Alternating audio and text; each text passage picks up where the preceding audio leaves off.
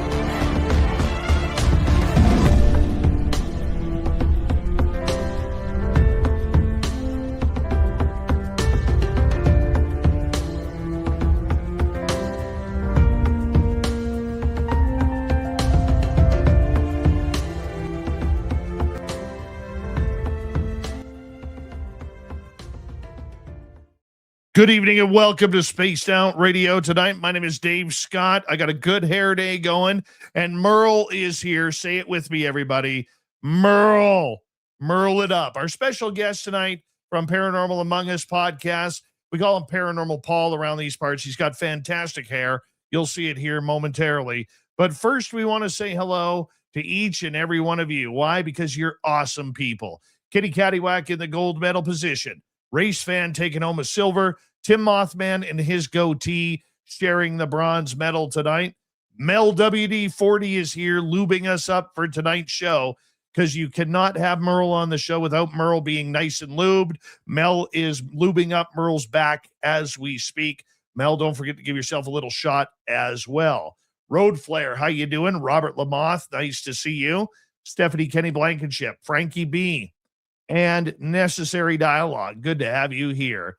Gear Jammers, how you doing, my friend? Thanks for coming on in. Bigfoot Fades is here. Bigfoot Fades will be signing autographs after the show. Line up to the left of the studio, if you don't mind, to the left of the studio. Moving on down, JP Six Gunner, how you doing? Welcome back as we continue on with our roll call. Kitty, thank you for kicking off the Super Chat tonight.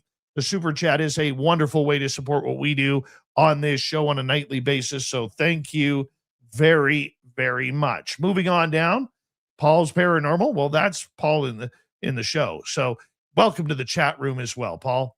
We need to see you here a few more times now. You realize that. You're one of us. You better hit subscribe because we're going to go hit subscribe on your channel. Moving on down.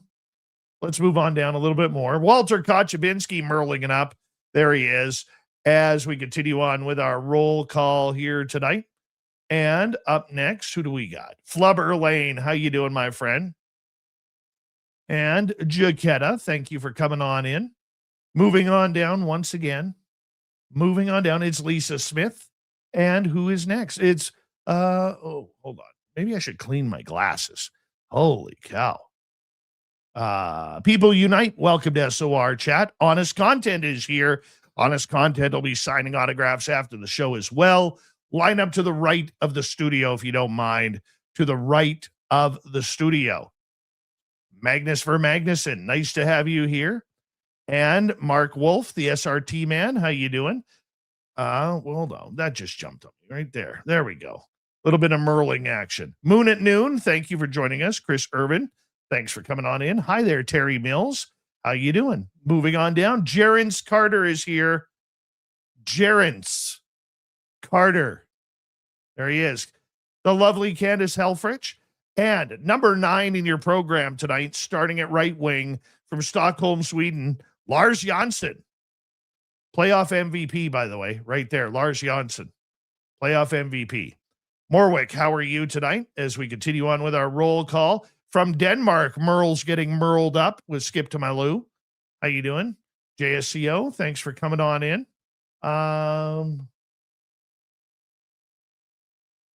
BJ Lapierbo.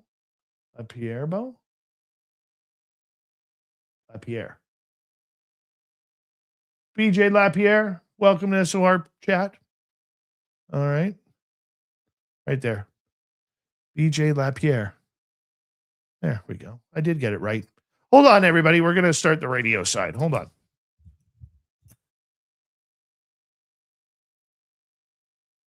Hello and welcome to the radio and podcast side of Spaced Out Radio tonight. My name is Dave Scott. We're glad to have you all here for a night of ghosts and spooktacular stories with our main man Merle and special guest Paranormal Paul from Paranormal Among Us podcast. We're going to have a great show tonight.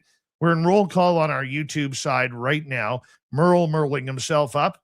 Bigfoot, thank you for that great super chat. We appreciate it. As the super chat is open, it's a wonderful way to support what we do on this show on a nightly basis. So thank you.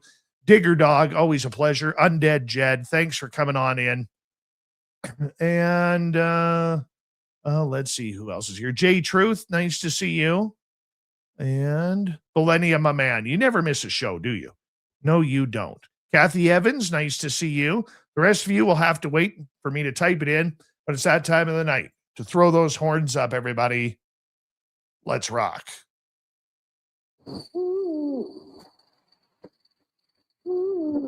Are you ready to hear your mystic voice of the night? It's time to wake up. He's here. Shush. Be quiet. He's ready for you to listen. Let's point our ears to what's really happening next. We're together, friends. Oh.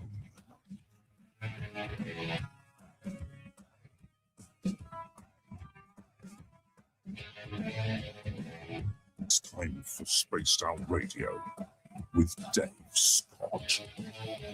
From the mountains of central British Columbia to you listening around the world, this, my friends, is Spaced Out Radio. I am your host, Dave Scott, sitting in the captain's chair of SOR headquarters. We welcome you to tonight's show on our terrestrial affiliates around North America, digitally on every major podcast network. Our website, spacedoutradio.com. We have a plethora of features for you. Rock out the Bumblefoot, read the news wire, check out our swag as well. You can follow us on X at Spaced Out Radio, Instagram, Spaced Out Radio Show, and on Patreon in the Space Travelers Club. Tonight's show is brought to you by Caribou Con. Join us September 18th through 20th. Right here in the heart of British Columbia for Caribou Con.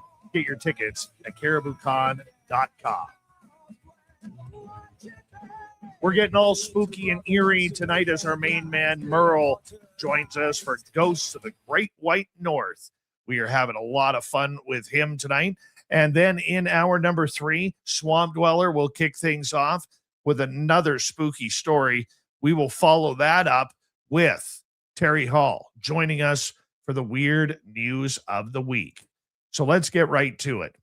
Merle is a veteran paranormal investigator from British Columbia with more than 20 years of exploring haunted locations, unexplained phenomena, and the stories that go with it. Known in SOR land as Merle. Yeah, Merle. Say it with me. Merle. He has become a fan favorite through his monthly segment here called Ghosts of the Great White North, where he shares firsthand investigations, chilling encounters, and historical insight into haunted locations with special guests as well. Now, Merle loves his paranormal. He has also been known to go look for Sasquatch. He's had a couple of UFO encounters that he cannot explain, but his main love is chasing down history and haunted locations. Let's bring him on in. Merle, how you doing? I'm doing fantastic, Dave. Glad to be back for tonight's show, and I'm excited to talk to our guest. How are you doing, Dave? I'm doing great, my man. I am just, enjoying the beautiful sunshine. You know what I love about this time of year up here, Merle? Tell me. It's literally daylight. You have daylight until almost 11 o'clock at night. And I love that. Yeah. I love that. And it makes me feel really good because sunshine is healthy. It's healthy. But Get that we're vitamin D. into the darkness of ghost stories. Let's bring in our special guest tonight. This is a gentleman I met through our late friend, Brent Thomas from the Paranormal Portal podcast. He calls himself Paranormal Paul. You can't see it on radio, but this guy has a fantastic head of hair. He likes chasing ghosts. He likes talking about haunted theories on his podcast called Paranormal Among Us. Paul, welcome to Spaced Out Radio. Hey, guys. How you doing? Good. How you guys doing? Thanks for having me on. Doing good. Welcome. Good. Thank you. So we know quite a few of Merle's stories. We're going to learn a bit about your story as well into the paranormal, Paul. But I want to tell you about one of my stories here right off the bat. You know, the beautiful part of being the radio host is I have control of what we talk about. So I am going to get all arrogant here for a second, you know, because it's my show. This past weekend, we went back out to the secret location that we call Flight 21. And Merle, for 2 weeks, I had my trail cam set up about 15, 18 feet away from the gifting site. Okay. And guess what happened, Merle? Guess what happened? I'm going to guess something moved. No. That's what moved. Oh, what happened? Nothing moved. Actually, you're right. Technically, you're right. One thing moved. The whistle moved. But that's because on the trail camera, we were able to pick up a gentleman with his family, staring at our gifting tree. And he saw the whistle and he pulled on the string of the whistle a little bit. Okay. And then, you know, kind of like gave it a little flick and then stood back up and he and his family walked away. But this is what we did not catch on the trail cam, Merle. There's been 2 new items placed at the gifting site. Really? Oh, what is there? There was a dime and a children's like beaded bracelet. And the beaded bracelet was on the side of the tree. It was almost the same color as the bark of the tree. And there was this one little perfect little hanger on the bark that it was hung around. And even if it would have moved off of that little piece, it would have stayed because there was a little opening that you had to squeeze it through in order to get there. So there is a brand new dime that was taken. One sec. I don't like dead air on the radio, but I had to grab some. Here is the dime. Oh, you brought it home. And here is the bracelet. Wow. Oh, interesting. Okay. Now, I've traded the bracelet. It's like little copper beads. Okay. I'm not going to wear it. I don't want to break it. But I've traded the dime and the bracelet for a quarter and a glow stick. Because at that location, Paul, in 2023, we went out there in the dark. We went into a meadow, and we're 30 miles into the forest, okay? Right. We went into a meadow, and we actually started hearing voices. I never heard them because I got really loud tinnitus in my ears. Okay. But Merle and the rest of the crew, they were hearing like the mumbling of male and female voices in the middle of nowhere. And yeah, ask away.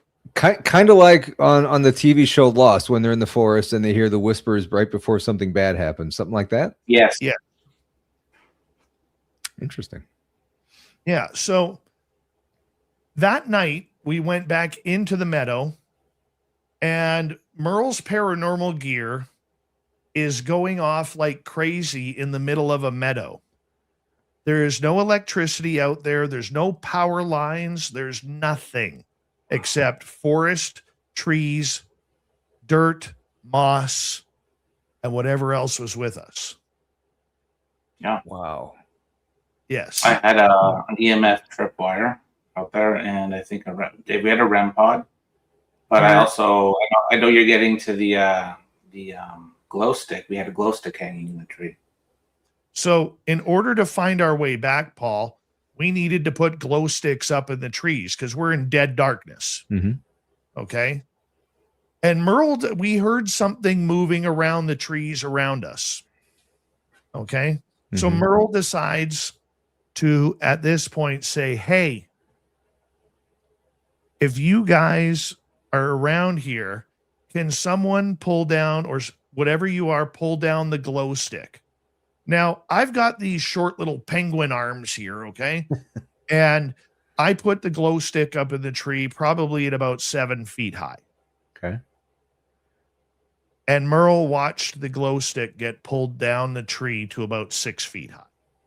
Holy Down about cow. a foot and a half. I can attest to this one, correct. God. Okay, like literally black shadow running by, pulls the glow stick down and takes off. Oh, man. Okay, how big was that shadow, Merle? It was huge. I would say bigger than 7 feet. Maybe, 7 to 9 feet, probably. Yeah. That's gold right there. That's awesome. Yes. So I've put a glow stick, and the funny part about it is where that tree is located is probably 30, 35 feet from our gifting site. Wow. So I've put a non-snapped glow stick in the tree bark, and I have put a quarter to replace the dime and the copper bracelet that all of a sudden showed up. Now, on my trail cameras, we end up having, I have the ability for them to film a 1-minute video per section. Yeah. I've got people on the one minute video. I've got the people coming in and walking. The next video, you could see the man kind of come around the tree, look at the tree. You see two other adults and one child walk around the tree. He's staring at the tree. He notices our bright orange whistle in the bark. He reaches down, touches the string that's on the whistle, and then backs up, and him and his family walk back. Okay, out of frame. We do not see the family again. So how we missed that something placing that dime and that bracelet, I don't think it was them. Wow. Now, what did the family look like? I mean, were they just, like you and me, or what did they look like? Yeah, just like you and me. Okay. I mean, the area was that ugly, huh? Well, I wouldn't go that far. I mean, not as ugly as my face for radio, but they were. We would have filmed them if they were placing something at the tree. The trail cam would have picked it up, and it did not. It's funny that you mentioned the glow sticks, because I've often thought I've only been in the woods like once or maybe twice. I've often thought about what would happen if you put like glow sticks strategically placed in the woods, or dog squeaky toys or something like that. What would happen? Would they, pick them up and play with them, light them up, and you would see them, kind of roaming through the woods or anything? I just thought that would be a really cool experiment to try. If you get into some really good Bigfoot research with researchers, they will tell you that apparently Sasquatch loves glow sticks. All right. And whistles. The Sasquatch in that area I've had that whistle out there a year. They haven't taken it yet. So I don't know but Daryl Denton, a good friend of mine, he placed whistles around his Sasquatch area. And he said it got to the point when he would revisit that area and get out of his vehicle, he would hear the whistles. He had 4 whistles out there, and he would hear the whistles blowing as he was getting out of his vehicle. That's how he knew they were around. Now, I haven't had that happen yet. I don't know how I would react if I had that happen. Yeah. But in this Flight 21 area, you never know what's going to happen. That would be awesome. I know a friend, Bryce Edwards, who lives in Southern Illinois, which is about 2 hours away from me here in St. Louis, and he has a family farm. I don't know if I want to give away the location because he doesn't usually, so I don't want to give that away. But he's had a lot of activity on his farm, and he's invited me a couple times to go down there. Unfortunately, people have been sick, and things keep getting canceled. So one of these days I'm going to get down that way, and I am going to take me a pack of glow sticks and whistles to put down there and see what happens. So yeah, I wrote that down. So yeah, it's pretty incredible. So then what happens is, and Merle can attest to this, we never ever get cell phone signal out there. It's rare. You might get one bar, and then you try to connect a phone or something, and you'll go to SOS on your phone. Right. And my phone had service. Really? And that's when I got the text message from our good friend Brian Bowden that Brent Thomas had passed away. No. And so I was a little rocked over that. Yeah. And then as we're like, okay, well, we have a couple things we need to do here before we move forward. And I'm rattled now because I loved Brent. Yeah. Mm. And all of a sudden these birds are chirping. And then we got the birds chirping all around us, but there was one bird in the distance that wasn't a bird that kept on saying in a female voice, "Let me hear you. Let me hear you. Interesting. Wow. Let me hear you. I love you. Let me hear you." Wow. Wow. Yeah. You know, when you said that you got the phone call or the text from Brian about Brent, right as you said Brent's name, I just got a pain right here in my head. That was weird. Yeah. Pretty crazy. Yeah. Pretty crazy. And so I looked at my team because I got a brand new team this year. I looked at Mike and I looked at Brian, and I was like, we're not going in there. We are not looking for that voice. And what was funny is Mike couldn't hear it. Brian could not hear it until the last couple of "let me hear yous," but he couldn't make out what it was saying. That just makes you think of like 2 times ago when I was there with you, Dave. Remember when I walked off with the boomstick because I thought I heard something, but then I forgot what happened, where I was going. I kind of like blanked out a bit. I think that site's kind of weird with things like that. It's like they almost lure you in, maybe, or they're trying to. I don't know where they're luring you. That's why I bit the bait, but thankfully I was able to come back. Well, I can tell you this, guys. I found it very odd. It was so peaceful out there until my emotions changed after learning about Brent and Brent passing away. And all of a sudden that skinwalker or Wendigo that is in the area was all of a sudden immediately showed up, and it started right in the same place as it did last year. And it was moving. It was moving. It was starting, like if we're at high noon, it was at 3:00. Then it moved up to 2:00, then back to 3:00, then 1:00 and back. And then it went all the way to 11:00, where it sounded like it was coming from just beyond our gifting site in the meadow. And I just said, you know what?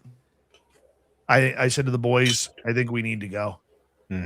Like it was like immediately it preyed on my emotions. Yeah. Wow. Yeah. Good thing you got out of there. Yeah. So now I got to go back this weekend because I need to figure this out. Like, Paul, this place will mess with you. Yeah. And like I said, when we describe Flight 21 as like a mini Skinwalker Ranch, we're not lying. Mm-hmm. We're not doing it for show. We're not trying to play off of the greatness that Brandon Fugel and his team have out in the Uinta Basin. Yeah. But this place is for real. And when you're in the trees, you only have a vision, of if in some places you'll get 50, 60 yards. Most places you'll get 20 yards of clear. Like, it is claustrophobic. Yeah. So I thought you'd like to hear that, Merle. That's a good story, Dave. That's that place was cool. never ceased to fail to have an experience there. The place pays off, man. Mm-hmm. Yeah. The place pays off. Wow, that's awesome. I'm still a little freaked out over the voice. Yeah. Yeah. Dave. And the one thing that I've also learned, sorry to cut you off, Merle. Okay. The one thing that I've also learned is the phenomena there will mess with you if you know about it, but it will not mess with rookies. It lets the rookies get warmed up before it starts to play with you. It's like, when you put putty in your hands, cold putty in your hands, it's usually hard and stiff. And I don't mean that in a rude way. We're talking putty here, people, like silly putty. Mm-hmm. But the more you work it, it gets softer, it gets warmer, and you can stretch it out. You can do whatever you want with it. That's what the phenomena there is like. It's like, okay, it sees my rookie team. We're going to go easy on these guys for right now until they're warmed up. And once they're warmed up, probably the last year we were getting action quite a bit early and often, but probably from July right until September, October, it is going to be red hot. Wow. Yeah. And that's what I've noticed, because last year it did the exact same thing as well. When Tim and I started going out there, it started very, very slow. It was like it was warming us up for whatever it had prepared for us. That's interesting. And you're going back this weekend? Of course. I'm dumb. Why not? I'm stupid. Right? I got a death wish. Take the bait. Just make sure you're recording. Hey, Yeah. This is the way I look at it, boys. This is the way I look at it. How many people, and we don't know. We really don't know. Mm-hmm. But the way I look at it is, how many people can walk up to the pearly gates and have St. Peter standing there with his little record book, and he sees me coming in with one arm ripped off, okay, and all beat up and battered. Says, what the heck happened to you? And I get to brag and say, I got taken out by Sasquatch. Yeah. How many people get to say that? Move right along, sir. Move right along. Go right on in. Absolutely. Achievement unlocked. Yeah. I'm getting in. If that were to happen to me, I'm getting in strictly on the awesomeness of the way I went. Like, yeah, sure, you get people in there. I got eaten by a great white. I got swallowed by a whale. I got a toothpick jammed in my teeth that caused septic shock. Whatever it may be. Those are boring now. Okay? That's boring. Give me some Sasquatch beating the tar out of me with my left arm or my right arm, maybe a leg. I don't know. Okay? How many people get to call that one? Not many. So I'll take that one. I would take that for the team. Not right now because I'm not ready to go. But maybe in about 25 years, I'll take that for the team. Now that's dedication right there. That's dedication right there. Absolutely it is. Yeah. That is why I think now, because I said that, I will go into the forest now wearing a cape. I probably should. I might have to order a cape on Amazon now. Because if that were to happen, that would be kind of cool. But then again, I might be writing my own destiny if I do put a cape on. There you go. We don't want that Just to happen. get the shot. Give me the SD card. I got you. Yeah. We have our main man, Merle, from the Paranormal Road Trippers, based out of Vancouver, British Columbia. He is here each and every month for Ghosts of the Great White North. And our special guest tonight from the podcast Paranormal Among Us, we have Paranormal Paul fantastic hair, nice tight goatee, looking good for tonight, even though he's on radio. He told me he didn't have to dress up, but he did anyways. Well, That's how you deal with the rookies. We'll be right back.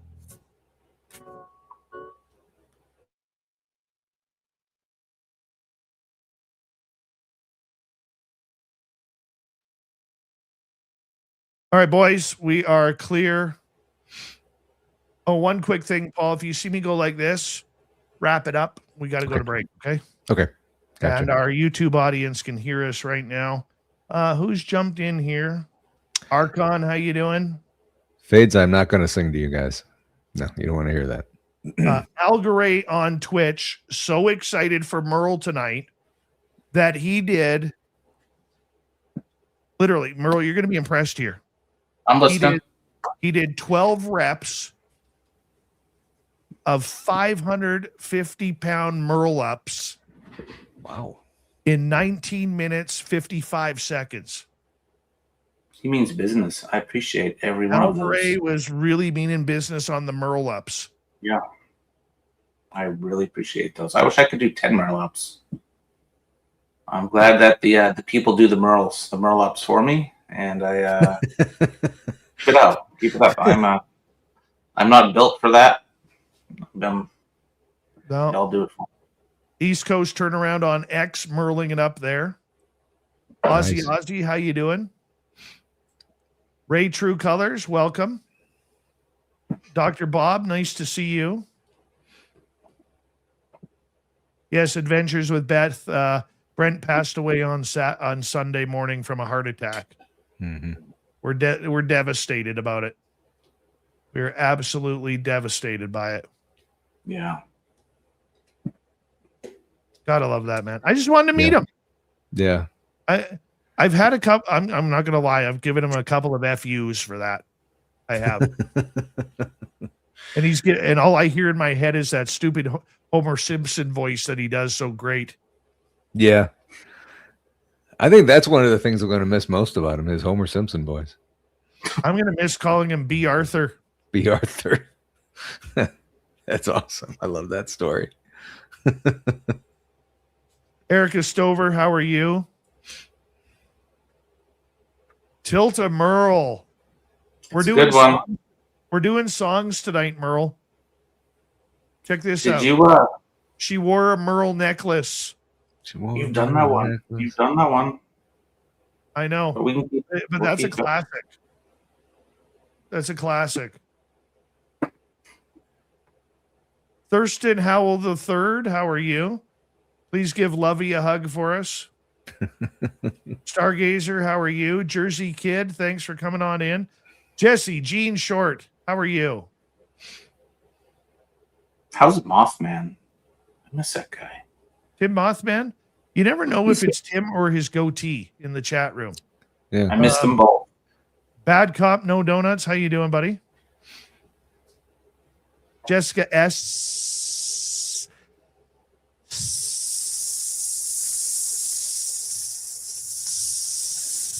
How are you, sweetie? I'm hardcore over on X. How you doing? That got weird. Yeah, that's Jessica. Well, look how many S's she has. You got to pronounce That's a lot all of the S's. S's. Gotta be thorough, Dave. I appreciate that. I am a thorough journalist. Good. Hey, at least I'm not like half, 2/3 or half, 3/4 of this field who claims to be a journalist, but has never worked a day in journalism in their life. Or are you a radio? Yeah. Yeah. Uh-oh, he dropped out. Merle fucking around. Yep. There he goes. Now his device is not connected. I didn't touch anything. Wasn't me. Yeah. There goes There he is. Merle. It was me, guys. It was me. I'm just keeping you on your toes, Dave. Yeah. Scared the hell out of me there. Good. Now, what were you asking? About me being a journalist? Journalist, scientist, radio show host, because you like the word scientist. Scientists. No, I only hate the word scientist when you have paranormal people who are claiming they are conducting scientific experimentations with K2 meters. Yeah. Okay. See? Right? See what I did there? Doing? Got you, Dave. People who use titles for the sake of trying to give themselves credibility. Don't like that. No. All right. We got about 30 seconds. That's why I like paranormal investigator. That's safe. I It is admit safe. I'm an enthusiast. Yeah. Sounds like we need a cape for the store. Yes, we do, Nicole. Thank you to Bigfoot Fades and Kitty Cattywack for the super chats. Much love to both of you. It's a great way to support what we do on this show on a nightly basis. So thank you very, very much. Shop at our Spaced Out Radio store and our website. We do not have ugly swag, people. No ugly swag. Here we go.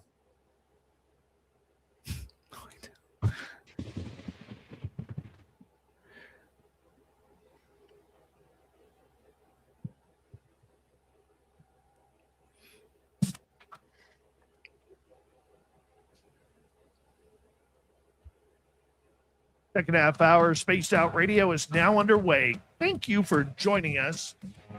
My name is Dave Scott. We're in the middle of British Columbia. A beautiful night, stargazing away outside the studio windows while we broadcast to you live.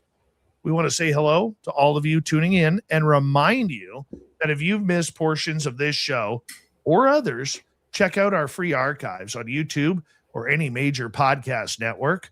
Our website, spacedoutradio.com. We have a plethora of features for you.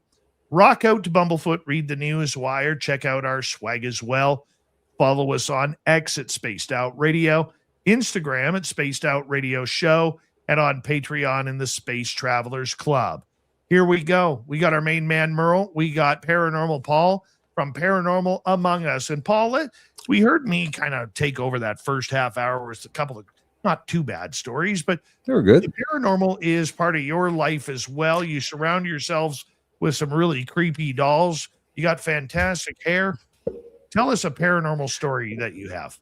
So, okay. So one of I'm going to save the really good one for a little later on, which is the God's Helmet one. And the people that followed me over here from my channel, they know that story. So the very first investigation that I was on was at Ashmore Estates over in Illinois. And, you know, that place used to be a poor farm and everything over there. So, and it was really bizarre kind of walking through there thinking, you know, okay, I'm not really sure what I'm doing here, you know, just walking around in the dark, trying to find things. And then, you know, as the night went on, we kept getting, you know, the dead bells go off and we get stuff on the K2 and stuff. And that was all fun and everything.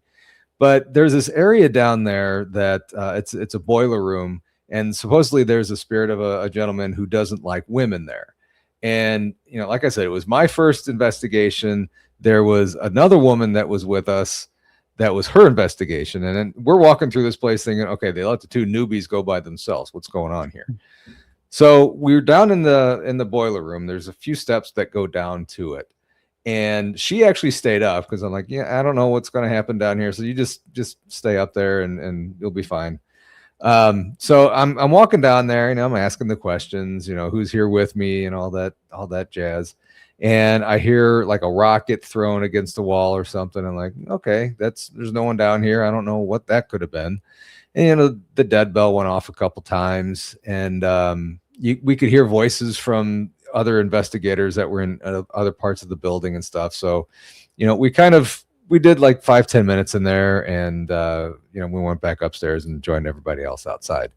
So I went back and I was watching the video and listening to the audio and everything. And, you know, from that point, and I've always heard that, you know, you have to spend the time to very carefully listen and watch the video that you get. It's so important to not scrub through it real fast because you're going to miss something. And I would have missed this. As I'm down there, I'm walking up the steps, getting the dead bell. Okay, we're going to leave. Thank you for letting us come into your space. And I get the voice clear as day. We didn't hear it when we were down there in the moment, but on the video, I thanked them for coming in, letting us come in. I hear the words, "We're watching," in a weird, creepy whisper like that. clear as day on the video. And I'm like, you have got to be freaking kidding me. We caught this. So that was, that was the first time. And that was just, I was on cloud nine after seeing that. I mean, you'd think I'd won the lottery or something with that. That was just freaking awesome. But, the whole night, we had, a couple weird things happen. I did had the rock in the boiler room. I actually did a live show from the hallway in there. And as Krista from Blondes and Booze is one of my co-hosts, we had another rock get thrown against the wall right before we were setting up. So that was pretty weird. Haven't had that happen again. So, but that was the first one. And, I always say like getting tattoos or whatever, it draws you in and you have to do more. You have to keep going. And it's just an incredible thing. 100%. Yeah. That's a good voice to hear. Yeah. There's nothing creepy about that. No, not at all. I mean, it's not like we're touching you or we're going to scratch you or get the hell out of my space. It's, we're watching you. And, I really think that, like you said, they're letting the newbies in and, seeing what they're doing and they're watching us and, making sure that we're not being disrespectful. And, I feel very strongly about, being respectful to, people who are alive as well as people who are not. So we're in their space. But then another one, and we really didn't have much happen at this place. It's called the Haunted Castle House in Brumley, Missouri, which is down near Lake of the Ozarks, down in southwestern Missouri, in a town called Osage Beach. And it's kind of a newer place that this guy just bought, and he wanted to make it into his paranormal lab or something like that. And it's got all kinds of weird, creepy things around there. But we walked the house. It wasn't a terribly big house, and there was like maybe 10, 15 people there. So I don't know if there was just too many people there, but we had the K2 meter and we had cat balls go off and really nothing much until we went outside. And it was me, Krista, and then somebody else. One of her friends were out there, and they have the light motion sensors. Every time you walk by, the light pops on, and every time the light went off, it was almost complete darkness. We would both. It was there was absolutely no breeze at all that night. It was dead still, dead still. We would both feel a cool breeze pass right between us. I'm getting the pain in my head again. Cool breeze floating between us. And I looked at the trees. There's nothing. The grass wasn't moving. None of the plants were moving. So I don't know what that was. I didn't see it. Krista saw like 6 feet in front of us, a black shadow figure come up. I didn't see it, but she saw it, and I believe her 100%. So we get home, and actually one thing that we did get was the initials, DJ, I believe. No, we got the name Elijah, and it was kind of neat walking through there with the owners, and we would get a name like that, and he would just all of a sudden just go right to his book. There was an Elijah that was there. His parents lived and died there, but he did not. So I'm like, okay, that's interesting that he was there. So about a week later, we were at home, and I think it was in October, early October, late September, somewhere in there. I have my all my cousins come over on my dad's side of the family. My dad's passed away now, and we all exchanged names for Christmas, and it was name drawing night. So we had everybody over. You have a little dinner party, whatever. And I'm standing at the sink. My cousin was sitting on a chair to my left, kind of facing me, and I'm standing at the sink. And we have probably about 3 or 4 inches from the back edge of the sink to the backsplash. And I have one of those black rubber stoppers that you put in the sink to keep the water from going down the drain. So, like I said, it's all my dad's family. And all of a sudden, the stopper flips into the sink. And I'm looking around. I looked at my cousin, like, did you see that? She said, yeah. And I put it back out there. I'm jumping. I'm banging on the counter. Nothing's moving this thing. The only thing that's moving it is when I flip the garbage disposal on. So nothing is moving this. And I 100% didn't have the garbage disposal on. I don't know what happened. So about a week or so later, actually, when that happened, I was like, okay, Dad's here. He wants to see his family. So he's letting me know that he's there. So about a week later, I'm taking a shower and we have glass doors in our shower. And right outside the shower is my wife's sink. And I had my phone on the edge of the sink. Looking at it, we had it on the right side of the sink.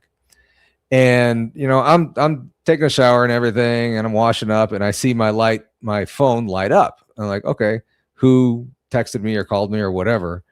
And as I'm looking at it, out of the corner of my eye, on the other side of the sink, she had one of those black hair ties, rubber band type things.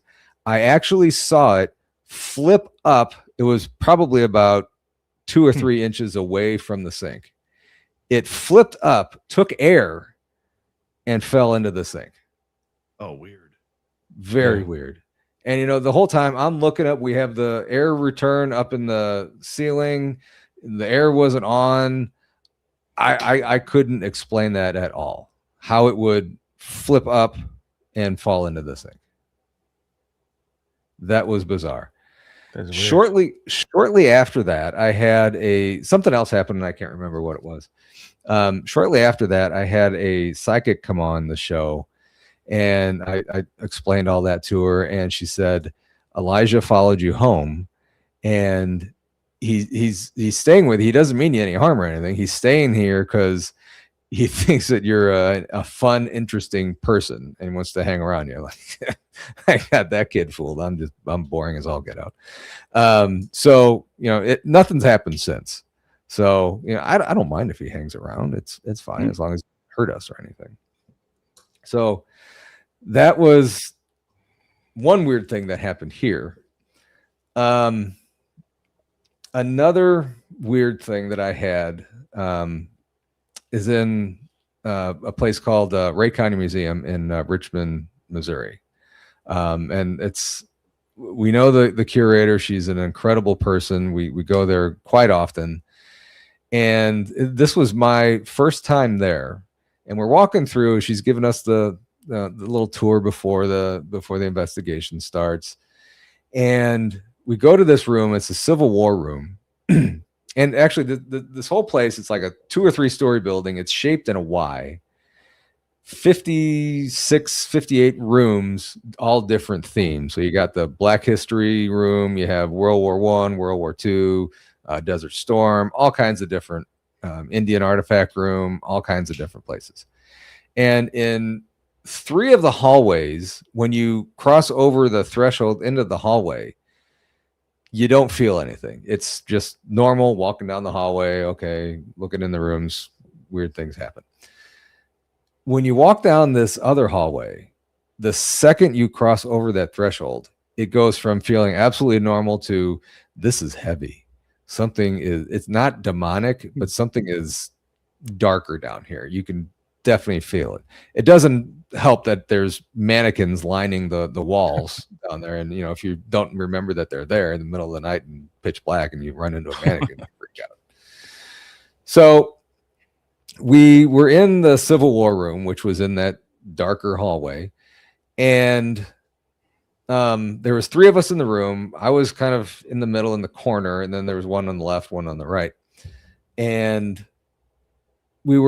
there's a spirit of a guy in there who likes to open and close little cabinet doors. So in our initial walkthrough, I opened the door, hoping to see it shut later on. So we were in there, the door was still open, and we had the spirit box going. So we're trying to communicate with him, and I'm like, if there's a spirit here that likes to open and close doors, could you please close this door? A few seconds later, we would get no. I'm like, okay. I'd really like it if you would close the door, please. You know, I really would love to see this. No, get out. Huh. I'll get out after you close the door. And this went on a couple times. And I think I let it go on too long because the guy on my right behind me was like a display case. They had a clear top glass that you can see in there, but it was nothing below. It was just the legs and you can see the back wall. And he said, oh, look, there's like a white mist going from the corner towards me. I'm like, oh, that's interesting. And then right after I looked to my left, I felt something come across my right leg. I had shorts on, come past my right leg. And I looked down and there was 5 scratch marks going up my leg. Oh, damn. Yeah. And I'm like, okay. You're like, hold on one second. What does that feel like when that happens? You know, I've always heard that, you know, if you get scratched, it's gonna burn a little bit if it's bad, but I didn't feel it. I just felt a cool breeze come through me. Then I see this scratch going up my back or my leg, and I'm like, okay, maybe that's him saying that, you know what, I'm in charge of this room. I'm not going to close that door. I want you to get out. And like, we're gonna go ahead and get out. So we went out and we're telling everybody else about this. But that was really the first time that I've been really marked and really had a negative.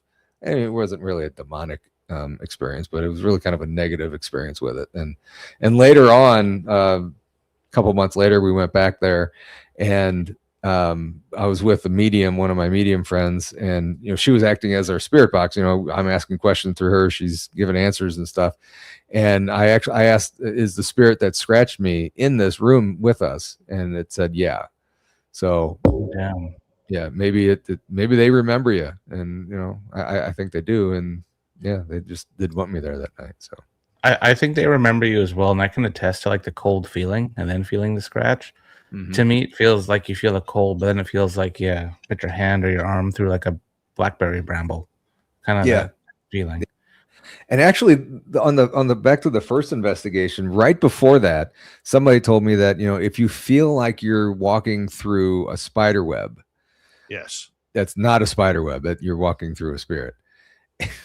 You know, everything happened the first night, which was really bizarre. Like, I walked through something that felt like a spider web, and I'm feeling around. There's no spider web, and I just poked myself in the eye. Jesus. So there was no spider web, and I felt that. I had that voice on there. So that was 2 pretty cool experiences that I enjoyed. I kind of regretted the scratch one, but you know, I apologize for it later. So. Yeah, like I agree with the spiderweb thing, because I was doing an investigation in an old historic town up here, and the investigator I was with at the time, we were in a building, and he asked, "Are any of you people here?" And then he went into the room and he says, "Oh my God, it feels like I just walked through spiderwebs."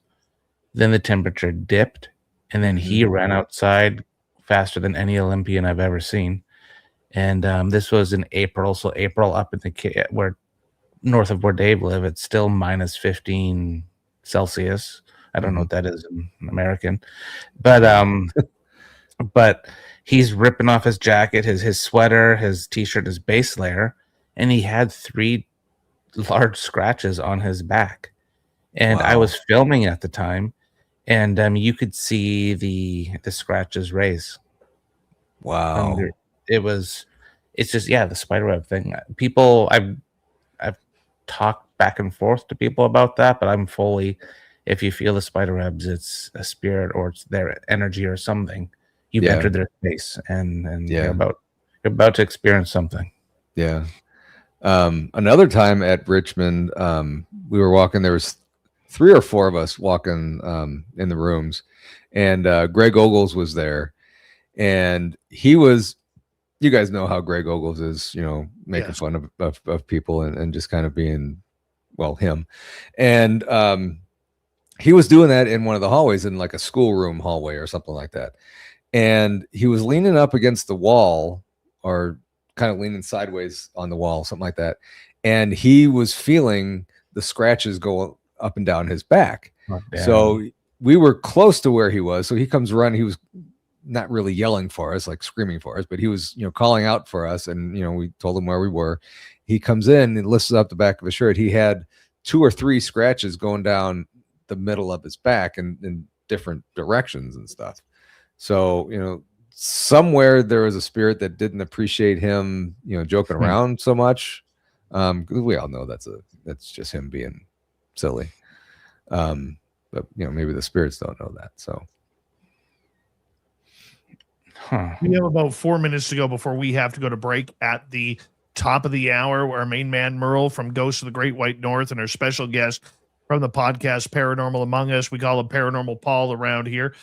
Paul, in your investigations, when we're talking about people getting attacked by these ghosts, scratched or whatever it may be, this seems to be, a scary nightmare for a lot of people who are dealing with the paranormal aspect. Why do you think these beings are doing physical contact like the scratching?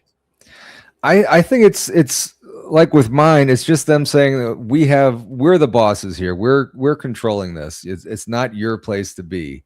You're doing something that we don't want you to do. This is your warning before something, gets bad or whatever. So that's that.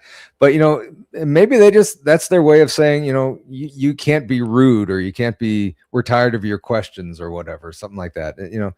It's just like there's, good and bad in the living. That's their way of saying, no, get out. No, we're done with you. We don't like the way you're behaving. And I think that sometimes when they scratch or they show themselves by scratching, touching, or whatnot, like you said, we could be being presented as being rude, but like you could be talking to a spirit from the 40s or the 50s or the 60s. The way we talk and look and present ourselves now is a lot different than they did back then. Yeah. So some of the slang words we use today were probably really rude back in the day, and people were a lot more stern. And I think that sometimes they gently remind us to be a little politer. And you always hear the stories about getting whipped by dad's belt or whatever, getting whipped by a ruler. So maybe that's their way of punishing us. 100%. That's the way they know. Do you think it's about attitude on who's the boss, or do you think that it is maybe a physical way to communicate the reality? I think if it's a physical way to communicate reality, they could do it in a different way. Nudging us, maybe tugging on our shirt or something like that, not necessarily scratching us and leaving marks on us. And I think that's just more of them saying, they're in charge. This is their space. They're letting us know who's in charge here. Setting their ghostly boundaries sometimes. Setting the ghostly rules. Yes. Yeah. Yeah, the ghostly rules of engagement. So Right. we got 90 seconds to go before we have to go to break at the top of the hour. I have been scratched before. One thing that amazes me about, when you get a scratch on the paranormal from something paranormal or supernatural is how quickly it heals. Like it doesn't take weeks like a cat scratch.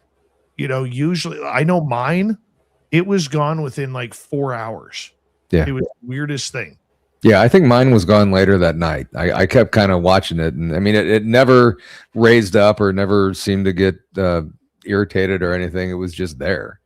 So I think it didn't bother me at all. So shook me a little bit at first and kind of scared me, but I went back. I wasn't afraid of him. Of course. So yeah. Went back and apologized. So there's that. How about you, Merle? Yeah, I've gotten scratched and it lasted most of the night, but yeah, by the end of the night, it's usually gone. I've had something grab my arm really hard before and left kind of a handprint that lasted till like bedtime. But which is kind of weird because like you really don't see it happening. You just see you see and feel the aftermath per se, and it's hard to explain unless it happens to you. And if you've been ghost hunting or doing paranormal investigations long enough, it's bound to happen, especially if you go to the more older places, I find. Yeah. All right, guys. On that note, I'm going to get you to hold on right there because we are going to go to break at the top of the hour. It's Ghosts of the Great White North. Our main man, Merle, is here, hanging on out with us. And when we return, more ghost stories, more encounters, more hauntings. It's always a lot of fun. We're talking ghosts. This is Spaced Out Radio with host Dave Scott.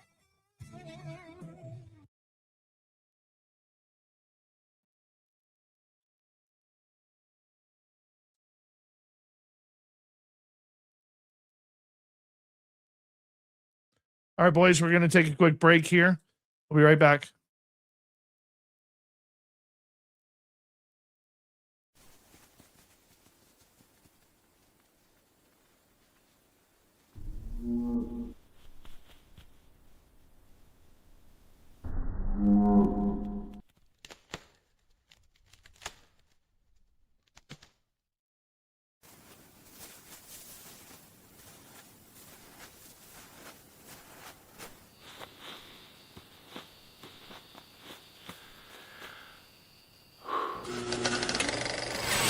Our merch is Bigfoot approved. We have t-shirts, we have mugs, we have hoodies, we have socks, we have hats, we have stickers, and so much more. Whatever you're looking for, we have you covered. Why just be a fan of the paranormal when you can buy Spaced Out Radio merch and look the part? Our merch ain't ugly, folks. Check out the Spaced Out Radio store. Find the link in the description below.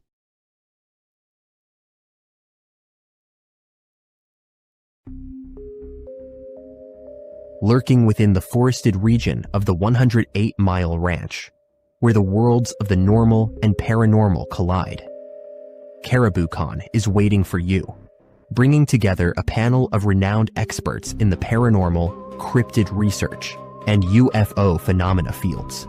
Get ready for a spine-tingling weekend in the heart of British Columbia. Enjoy fascinating discussions, presentations, tours of local haunted areas, and skywatching. Learn from investigators, authors, and enthusiasts who explore everything from ghost hunting techniques to sightings of Sasquatch and beyond. Whether you're a seasoned paranormal researcher or just love a good spooky story, this is your chance to connect with fellow enthusiasts in one of BC's most mysterious areas. Tickets are on sale now. Grab yours before they're gone. Visit cariboucon.com for details, tickets, and updates. Are you ready to dive into the weird and wonderful world of cryptids, cartoons, and chaos? Meet Dirty Filth, Spaced Out Radio's resident cartoonist and master of the mysterious. Every Saturday at 2 p.m. Pacific, join him live on the Spaced Out Radio YouTube channel for Cryptid Cartoons with Dirty Filth, a hilarious hour where he sketches bizarre beasts, shares mind-bending stories, and battles his mischievous cats. Whether you're a UFO enthusiast, paranormal fan, or just love quirky art, Dirty Filth filters the universe through his unique lens, creating cartoons that capture the strange, dark, and supernatural. Follow Dirty Filth on X at Filth1 or Facebook at Dear Filth for more filthy fun. Find his link in the description below.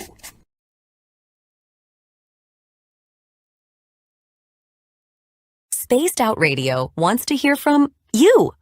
We love our community, and your voice truly matters. Drop a comment after every show and let us know what you thought. Agree with our guests? Tell us why. Disagree? We want to hear that too. We read every single comment. Jump into the live chat during the broadcast and be part of the conversation in real time. Got a killer topic idea? Your suggestions help shape the show. And if you want to take it even further, join our Patreon for bonus content and direct feedback opportunities with Dave and the team. This is your show as much as it is ours. Whether you're a longtime listener or brand new, we want your thoughts, your questions, and your ideas. And let's keep building this incredible community together. Spaced Out Radio, where the conversation never ends. What are you waiting for? We're listening.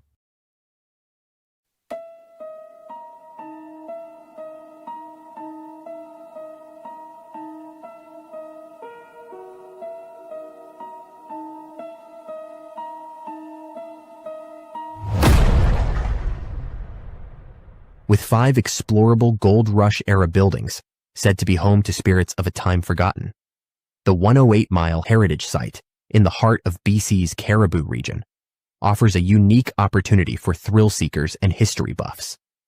For an evening of historical fun, step into our guided ghost tours, where spine-chilling stories of Gold Rush legends and unexplained encounters come alive. For those craving even more, inquire with us about conducting a hands-on paranormal investigation of your own.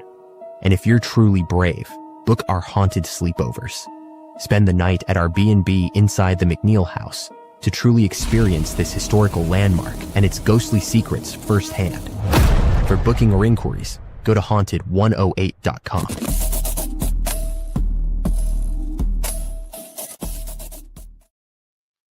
I am Pam. Merle, I am Pam. Hold on. Who is? Hold on.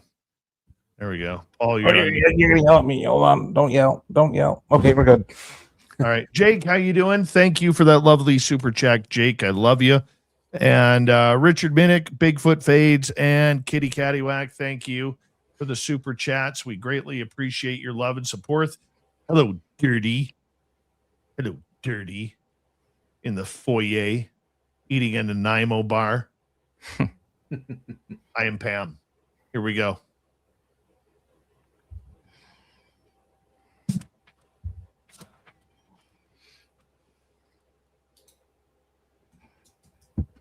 We are into hour number 2 of Spaced Out Radio tonight. My name is Dave Scott. Thank you very much for tuning us on in wherever you are on this beautiful planet we call Earth. Hello to everyone listening in on our terrestrial affiliates around North America, digitally on every major podcast network, our website, spacedoutradio.com. We have a plethora of features for you. Rock out to Bumblefoot, read the news wire, check out our swag as well. You can follow us on X at Spaced Out Radio, Instagram at Spaced Out Radio Show, and on Patreon in the Space Travelers Club. The Desert Clam has set the password for tonight in the SOR Space Travelers Club. Abodement. Abodement is your password. Use it wisely, Space Travelers, as the Clam sets the password each and every night right here on Spaced Out Radio. Now, let's bring in our paranormal main man, Merle, from the Ghosts of the Great White North and the Paranormal Road Trippers, based out of Vancouver, British Columbia, and our special guest, height unknown, weight unknown, from St. Louis, Missouri, from the Paranormal Among Us podcast. We have Paranormal Paul. Guys, thank you for being here tonight. No problem. Go Blues. Had to say it. Sorry. Who? Oh, I'm kidding. Dave, I've been holding on to this story really close for tonight's episode, and I'd like y'all to pick apart my, you're going to hear me say it, cryptid encounter. Oh, what? Yeah, Dave, you don't know the story. 2 weeks ago, I was in Spokane, Washington, visiting my friends, the Paranorthwest. Shout out.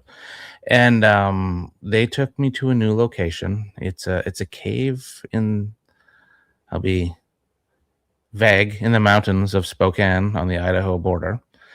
And the cave's been used since around the mid to early 1800s. It was used by the Jesuits for doing ceremonies in.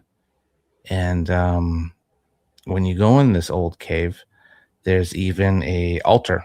It's like a giant, probably 4x3 rectangle rock that's clearly been chiseled out in this giant cave. It looks like a little amphitheater within a mountain. And you have to take a big path. You gotta go for a little hike up the mountain. And they have a lot of cryptid encounters. They have a lot of the lore of this cave is people feel really uneasy there. they get chased out by things they can't see. Not to mention there's a boatload of bats in there, but that's gross.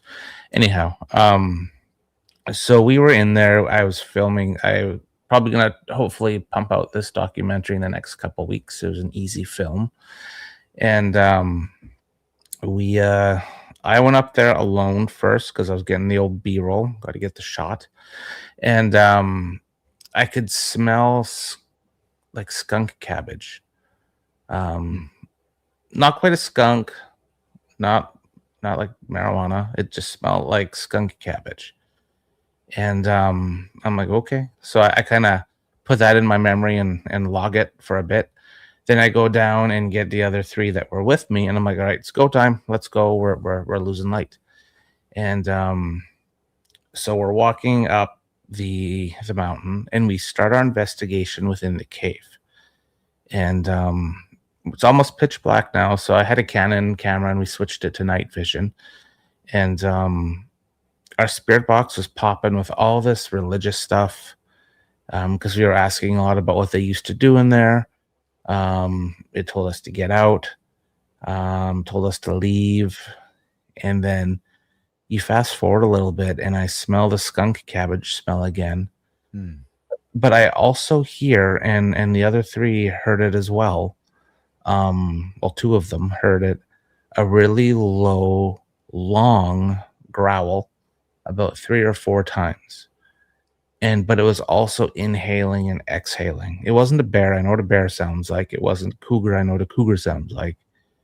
And so in my mind, I'm like, uh-oh.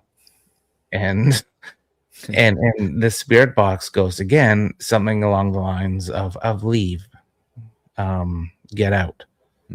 And so the vibe of the spirit box kind of changed communication to basically telling us to jet. So we call it because we hear I hear again and we caught it on our audio, the low breathing, inhaling and exhaling coming from. There's an entrance to the cave. So if you're in a cave, you're looking at the altar, and to the left is where you enter the cave, and to the right there was kind of like a little, probably 4 feet by 4 feet hole, and you can overlook the Spokane Valley. And that's where these noises were coming from. And then it got closer and closer, and I got a hit of the skunk cabbage again. So then Cheyenne, she's like, I'm out. Shayla was like, I'm out. And I'm like, I guess we're out. And we leave, but we're going back down this path with just our phone flashlights. And all of a sudden, Katie, she was filming, and she doesn't have experiences. And so this was awesome. And she said she felt somebody rush up right behind her and to go right to her right ear. And all she could see was about a 7 to 8 foot shadow. Oh my. And then when I'm turning, like she ran into Shayla and Cheyenne, like she was like ran into them because we were all bunched up at this point. And then when we were turning around the switchback, right when I was turning about the switchback, that is when this happened to Katie. And then what I see on the switchback was something. I want you two to explain this because I don't know, I'm a ghost guy. And something hopped from the railing of the path to the other part of the railing and then just bolted up the brush and up the mountain. It wasn't an owl, it wasn't a bird, it was 7 to 8 feet tall something. Shadow figure. That what you said it was a shadow figure, or I don't know because I couldn't see through it. Like I've seen a shadow figure before, and I don't startle easy, but this one got me, and we but the weird part is when we got our bearings and got back down to the vehicle, I had the overwhelming feeling of being invited back to the area, or almost like we talked about earlier, Dave, with Flight 21 being lured. And obviously, I learned my lesson in my past, and I'm like, I ain't going back in. And we all decided to leave, obviously. But like, I can't really explain what happened to Katie with the thing rushing her. Like she could feel it breathing in her ear. and then me seeing this figure or being or something that was very agile and very quick, like it was almost leaping from railing to railing, up the brush, and then past Katie up the mountain. That was my cryptid story for you, Dave. How close did it get to Katie? She could feel it on her ear, like it breathing. Did it touch her at all? I don't recall. I think she was pretty. She's not used to that stuff, and she startled pretty good with that. I think her reactions were to get out of there, and I don't know if I can ask her, but I don't remember if it touched her, but she definitely felt it breathing on her ear. So you know what keeps coming into my mind, and Dave, when you were talking earlier about a shadow figure in the woods as well, and it was in my mind then, and then this one. How odd would it be if it was a Sasquatch ghost? That's weird. Yeah, that is odd. I mean, 7 to 8 foot tall, in the woods, hopping like crazy, and then just jetting away so fast. I have it all on film. I can't wait to finish the video. Yeah. Well, I think that's the big one is, and this is why I often wonder whether or not we are dealing with something that is a little bit more mystic as it is physical, because it takes us back, Merle, to Flight 21 with the shadow being in the middle of the night. We're in darkness. The only glow that Merle could see from that shadow or whatever it was from the glow stick that it pulled down. You couldn't see it running by because we were in pitch dark. And yet here it was. I mean, yes, we had flashlights. Of course we did. I guess the part that sticks out for me was before this all happened was the skunk cabbage smell, and then like the low growl with the growl of like breathing in and out too. Like it was kind of watching through that little 4x4 area through the rock. Wow. And there you go. Merle's girl in the chat room says, just breathing in my ear, I did not get touched. There you go. Real time. Hi, Katie. Nice to see you again. But I mean, here's the thing. For that to be breathing in her ear, that had to be within a couple feet of her.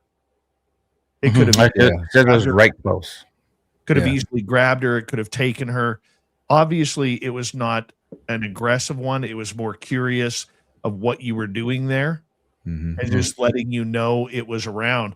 I mean, it reminds me when I don't know if you guys have ever had a close encounter. And when I say you guys, Paul, I refer to you or anybody in our audience. But for those who have never, ever had a Bigfoot encounter, this might seem a little odd, but for those who've had a close encounter, the one thing that I've noticed about a Bigfoot growl, and Merle, we felt this in 2023, is when they growl, there is like, you hear about if you're in the ocean, when you hear a whale call and it vibrates through your body and you could feel it in your body. When we had the growl happen to us, we were probably 50 yards away from that growl. And we could, I don't know if Merle, I'm not going to speak for the other 6, but for me, I could feel it in my body. That growl. It was so intense. Merle, I don't know if you felt it. No, I don't recall then, but like with this one, it was almost like a tiger, like a really, like, when they're kind of stalking, that when they're breathing in and out, like that sound. It was bizarre. And the people I were with, they were convinced it could have been Wendigo, because they have a thing for that Wendigo freaks them out. But like, I'm like, if it was Wendigo, would we be talking on this podcast tonight or this radio show tonight? I don't know. Right. Because that's what people say when Wendigo comes, you usually get attacked, like for real attacked. Yeah. I don't know. I've been really racking my brain on this one, Dave. I wanted to tell you about this one, but I wanted to wait for tonight. So. I don't blame you. Wow, that's creepy. I don't blame you. I think you had a close encounter with Sasquatch, buddy. Okay. I really do feel that you had that close encounter with Sasquatch. I mean, everything that you were saying has Sasquatch written all over it. Mm-hmm. It really does. Interesting. Cool. Oh, it is cool. It is Wow, totally it's terrifying. It is terrifying, but it's really cool. But I mean, it goes to show with the power of these creatures, it really goes to show that even in their environment, they're not, for the most part, going to harm you. Right. Now, I believe if I were to put Sasquatch in a category of what animal or what mammal is a Sasquatch like, I think it's like killer whales. They are very intimidating, but you can, I don't recommend this, but you can jump into the middle of a pod of killer whales. They are not going to hurt you. Right. They're going to be curious. They're going to come up. They're going to see what you're all about. They may tap you. They may rub you. I mean, it may seem a little violent because in reality, our bodies are very weak compared to theirs. Okay. But they're not really trying to hurt you. Okay. However, there are these rogue pods that are out there that will attack humans. They don't care. You know, it's like they're their own rogue pod. And Merle's girl is saying, I truly do not believe it was a Sasquatch. Well, too bad. I do. And it's your show. And it's my show. Absolutely. Right? I've been in this scenario enough times to know, but she doesn't want to believe because she's Merle's girl. Yeah, I don't know. I don't know. It was really creepy. It was good. Like a good one. Is with that with Sasquatch, I also believe that they are very much like that. Is that they are masters of their own territory. They have the ability to cloak and camouflage themselves. They, in my opinion, I think that they can come in and out of reality. I know that's real hardcore woo there. Okay. But I think that if they had that opportunity, they're not there to hurt you unless you piss them off, number one. Or number two, you're in this rogue area where they just don't like people because maybe they've had bad encounters with people shooting at them or people trying to take them out or trap them or whatever it may be. Maybe they've seen people lighting fires and that have got out of control. You never know what has upset them. But I don't think for the most part they are there to actually harm us. Right. I guess for me, like with this experience being an investigator by day job, I really struggle to try to figure out the intent. What was the intent of the interaction, and why was there the smell? Why was there the growl? Why was there the breathing? And why was there the whole jump scare, so to speak? Like, well, was it just trying to scare us away from the area? Was it letting us know that it's there, whatever it was? Their territory. That too, yeah. You're invading on my space. You know, this is your warning. Get out. You know, yeah. Growl it in your ear. Yeah, that's fair. Yeah. I also, if I can jump in there for a second, if you don't mind, go for it. I also think that Merle. I mean, that's a great question of what is it all about. But if you went in uninvited, so like, what do we do when we go to Flight 21? We talk to them first. I mean, did you guys talk to him or did you just go in? No. We introduced ourselves. We gave our intent on what we're doing, and we invited whatever was around to come peacefully talk to us. And we're not there to do the bads. You know, the usual spiel. Then you were good, man. He was just showing off. Fair. He or she was just showing off, right? Okay. This is what I could do if you're disrespectful. Maybe that's what he was trying to do. I would agree with that. I would totally agree with that. And the other thing too, Merle, is if you remember, you've been in 2 situations now with us where we have been 3 situations now where we have been surrounded by them. Okay. You know, if you recall what that feeling is like when you're surrounded by them, when they've got you. And they're pushing you to the exit. If Mhm. you probably had, if it was a Sasquatch, Mhm. you probably had one or two more there that at minimum that were being silent, that if you would have went in one direction, it would have gone in, that one would have acted up. I think what they were doing is probably it was nighttime. They may have been foraging, they may have been hunting, they may have had their children around, right? And what they were trying to do is get your attention because, hey, you're in our area and it's Mhm. time for you to go home now. Thanks Yeah, for the coming, whole but you the got whole time. it was pure chaos. Like for that 30 seconds to a minute when all that happened, it was chaos for the four of us. So 100%. Oh, I bet. Yeah. But Yeah. Merle, you've been in that situation before. many times. Yeah. Okay. But I'm saying with cryptids, you've been in that situation before. Yeah. So- And this was around the same area, Dave. Remember when I showed you the footage of the shape-shifting horse going Yes. same area. Yeah. Wow. You're in a Sasquatch area. You're in a Wendigo area. You're in a cryptid area. So I don't think you should be shocked by this. I think you know what it is, but you just don't want to admit it because you go by Merle. Merle's always questioning things. You know this. But no, like I 100% believe it was something Sasquatch, maybe.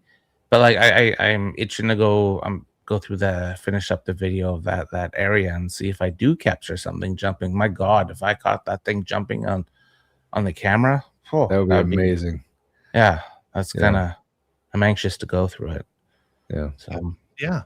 Yeah. Right. It's like when we go through our video footage from 21, we're always looking, I'm always looking not for what's in front of the camera, but what's hiding out in front of the camera. Mm-hmm. Yeah. They are masters. I mean, how far away was your vehicle from this place? a good 5-minute walk downhill. Wasn't overly far, probably 5 to 10 minutes. Through the But trees? through the trees, through the switchback path, up the And how is the walk back to your vehicle? Did it go silent after you got to the opening? I was overly focused on wanting to go back and check it out. And my gut told me not to, but my brain wanted to. I did start to go towards it, but I'm like, nah, get back in the car. But were you it was silent. followed out? Was that what? Were you followed out? No. 100% not. After the chaos, getting down the mountain a little bit more, it was fine. We were just like, oh my God, what just happened? And how many people were with you? It was 4 of us total. Yeah. So yeah. And you didn't smell that smell as you were leaving at all? Nope. And I didn't smell it when the chaos ensued. It was only at the beginning, and it was only when I heard the first growl. Okay, So that's what had me. Pardon? You got Sasquatch. Got squatched. I don't know what a squatch is, but you definitely have a Sasquatch. Fair. But yeah. Right? Wow. We leave that type of term for the amateurs. And said that one for you. Mm-hmm. We got about a minute to go before we have to go to break at the bottom of the hour. It is Merle from Ghosts of the Great White North and our special guest, Paranormal Paul, from the podcast Paranormal Among Us.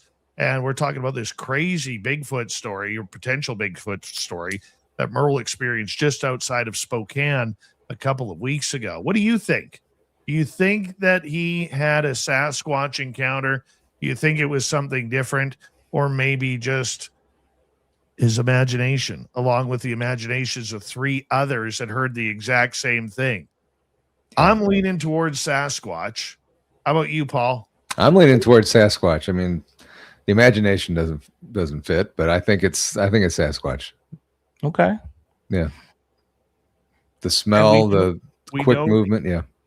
Yeah.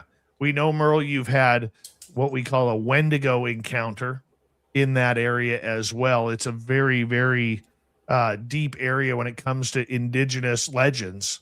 Mhm. So I would say that you had a good encounter, and I would chalk Strong it up, even though you're not Mr. Bigfoot, as Mhm. we say, you're a paranormal guy. Just accept it. You had a cool encounter, and you want more. You want more, course. because that's what happens with researchers, people. Yep. Is that when you have that 1 minute encounter, you wish it happened for an hour. You go from there. Spaced Out Radio continues after this.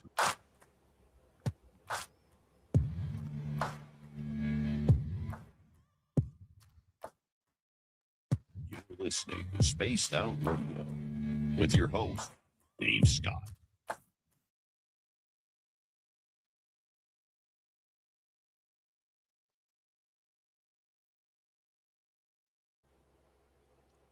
What do you think of your nickname? That's good. It's a good one. From Extreme, remember? Yeah. Instead of More Than Words, More Than More than Merles. Merles. More of the Merles. Yeah. That was a great encounter. I like that story. Oh, Yeah. dude. Yeah. I wasn't That was prepared good. for it, but it was really good. It was good. And then love It always seems to happen when you're not prepared for it. Oh, yeah. yeah, we went in with ghost hunting gear because this spot, the cave, is known for paranormal ghostly activities. Mhm. But like, so where this encounter happened, across the highway, maybe 10 miles down the road, is where I had what I thought was a Wendigo experience. You saw the video, Dave. I sent it to you immediately, and you're like, "Yep." Basically, what we saw was a Palomino horse, like a paint horse, coming Wow. down the mountain, going forth and back. But then it started to kind of slow down and walk a little sideways. But then its tail stood up like an alert dog, Mhm. and horses' tails don't do that. And its back gate narrowed, and then it kind of stood up, and then we just saw it like hop down the mountain.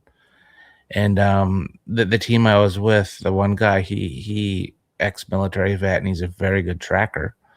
He went in, he tracked where the horse was, and he tracked where the whole transformation happened to it being 2 feet instead of 4. Wow. Yeah, that was That's really incredible. That's incredible. Yeah. And I'm so attracted to that area for all the like indigenous folklore and all the legends, because I'm 3 for 3 for experiences there, and the other one was dealing with what the indigenous there call stick Indians, and they're similar to little people, but they're a little more mischievous and a little more cranky. And they say if you hear whistling at night or people talking at night when they're not around you, that's them trying to pique your curiosity to go in the bush. And if you go look for them, sometimes when you go back to your vehicle, your tires are popped, you can't start your engine. That's a lot of the lore that's been happening there. And I've really been trying to investigate those guys too. Wow. Yeah. So That's always a good interesting. time I in mean, Spokane. yeah. Yeah. I got to make my way up that way. Yeah. Good times. Yeah. Good times. But What amazes me is that area is much like Flight 21 area. There are all of these little areas all over the place that we don't even know 1% of where they are. Right. Exactly. There's a place. area.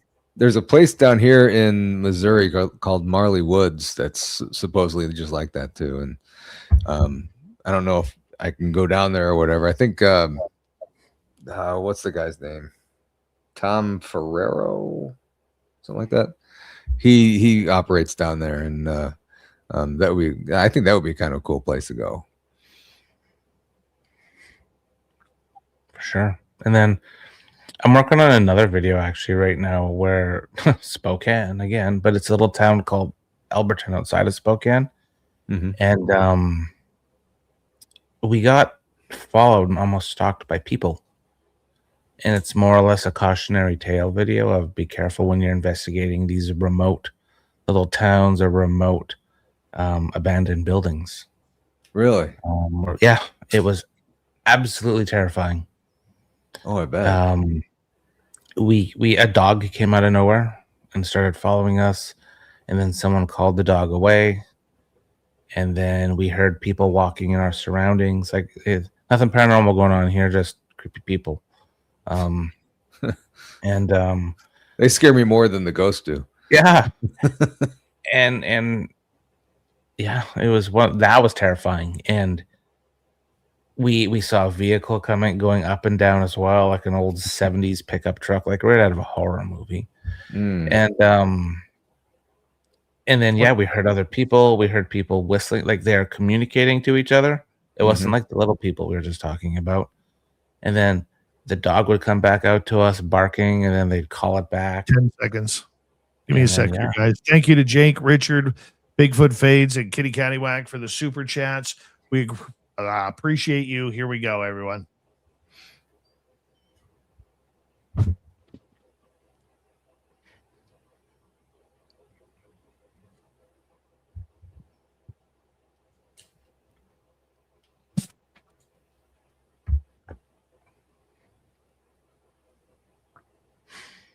Here we go, the second half of Spaced Out Radio tonight. My name is Dave Scott. We got Merle from the Paranormal Road Trippers and Ghosts of the Great White North, and our special guest tonight. And I want you to go over to his YouTube channel and hit subscribe. His name is Paranormal Paul, has a channel on YouTube called Paranormal Paul, where he plays his Paranormal Among Us podcast. He's got fantastic hair, nice tight goatee, knows what he's talking about. And of course, Merle's channel is the Paranormal Road Trippers. So we want to make sure you hit subscribe on that one as well. Right before the break, we were talking about Merle's Sasquatch encounter. And you know what, Merle? Quote me when I say this. You're not going to like what I say. And I'm going to shake my finger like an old lady, when like an old grandmother, when you don't finish your plate of food that she made for you. Okay, there's the finger shaking. You're supposed to investigate more cryptid things. You are starting to get a lot of cryptid encounters over the last couple of years, and you are in cryptid denial. You are in alien denial. And I know you love your paranormal, and I'm going to lecture you here for a second. I know you love your paranormal. It is your passion. You are, in my opinion, and I've said this before, I will say it again, and I'll say it again tomorrow. I think you are one of the best, if not the best, paranormal investigator in Canada. And I think that you are meant to do something a little bit more special, and that is tell more stories of what you are doing, because the phenomena will take you down the road of where it wants you to go. It will not respect what you want. No, that's fair.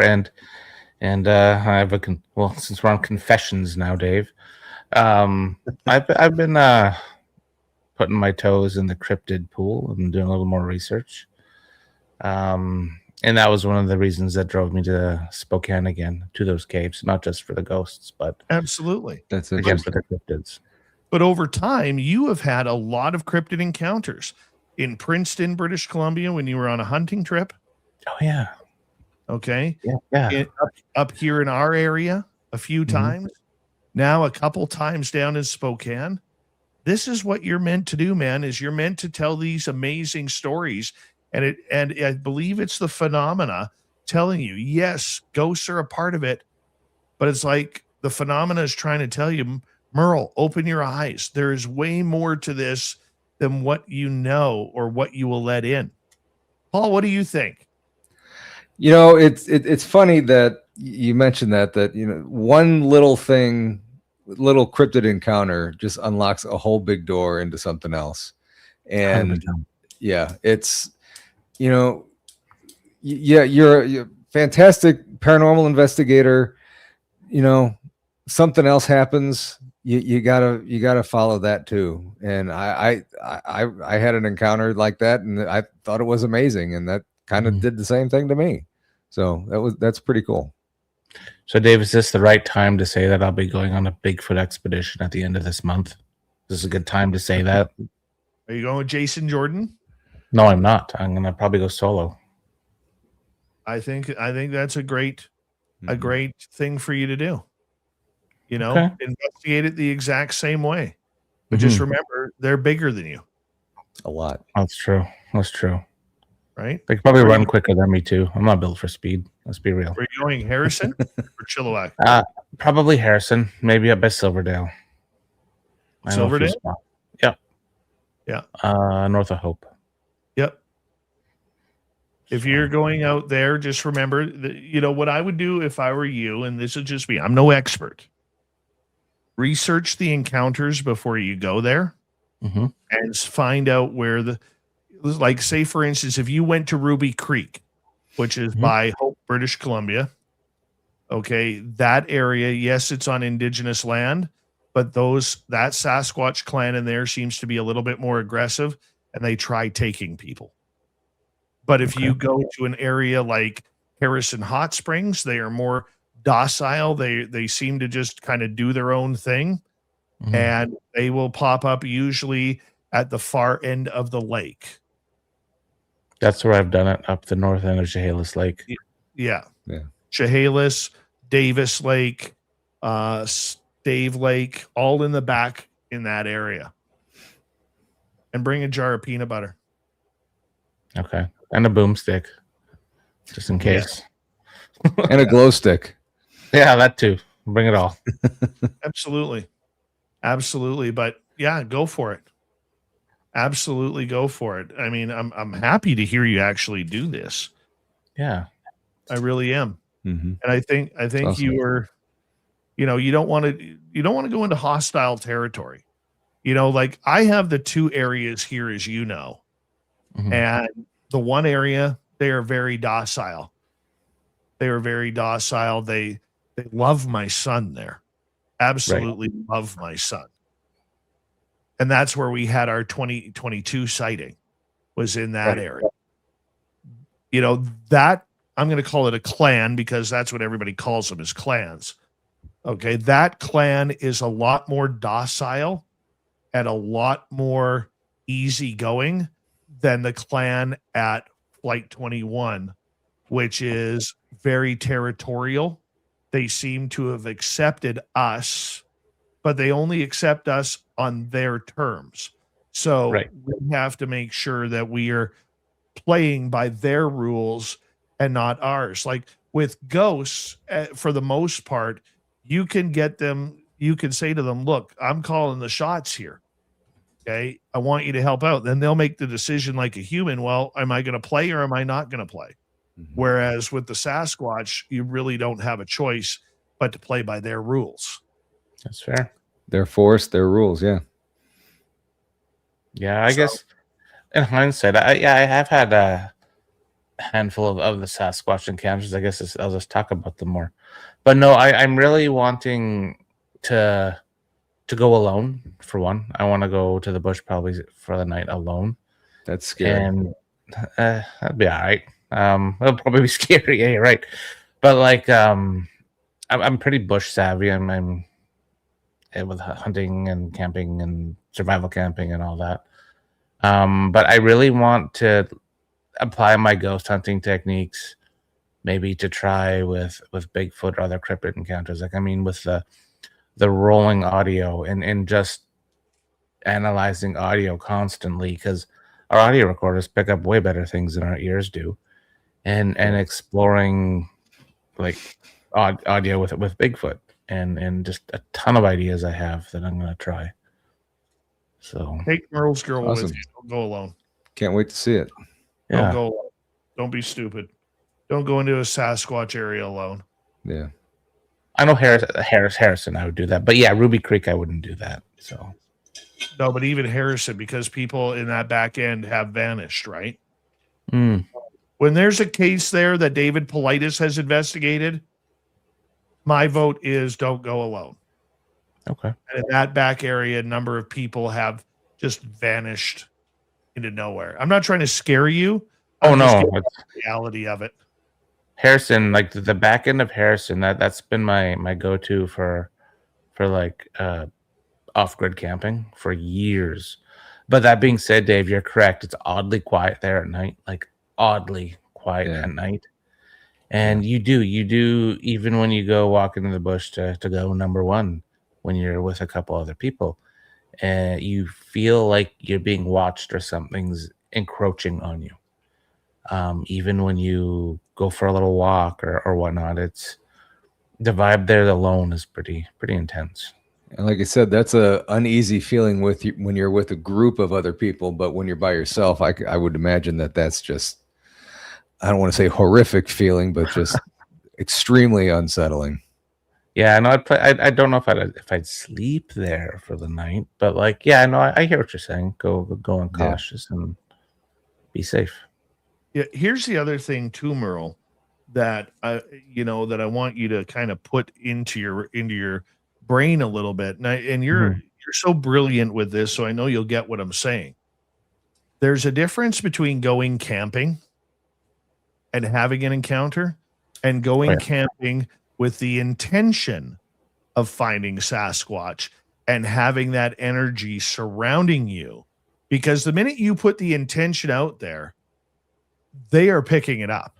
They are going to know you are coming before you even get there.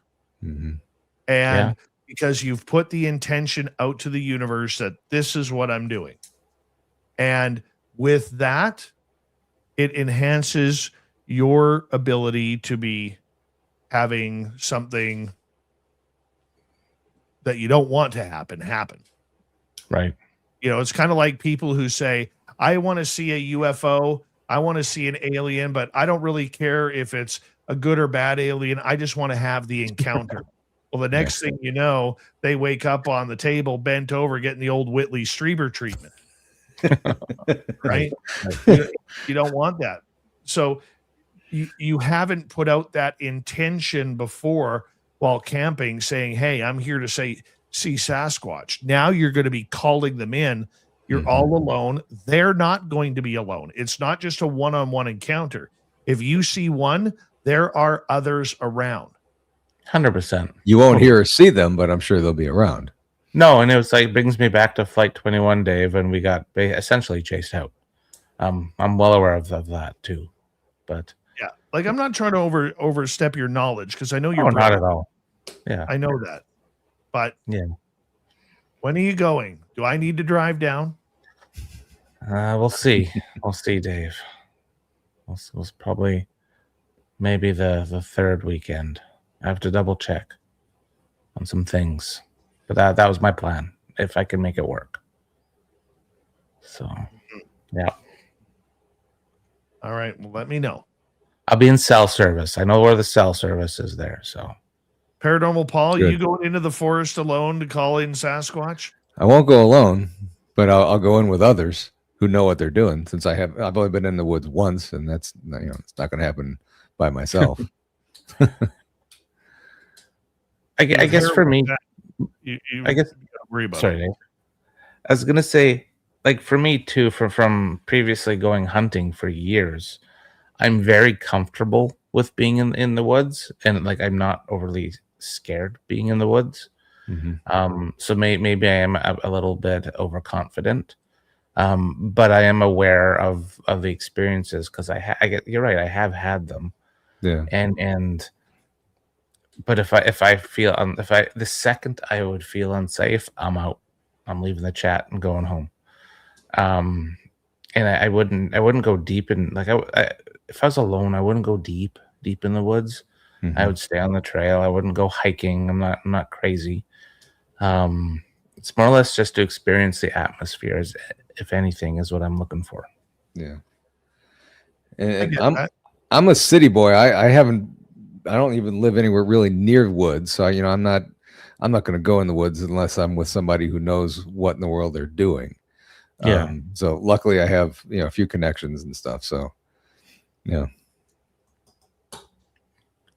Well, all I'm saying is I think it's dumb, and I will go on the record. I will go on the record.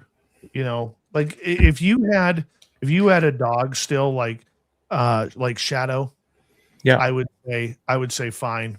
At least you have some protection, right? Right.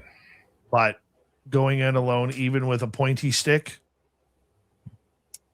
I wouldn't do it. Yeah. That's just me. I'm I an agree. overly cautious person. Fair. No, yeah, that's caution's good, but yeah, we'll see what happens. We'll see.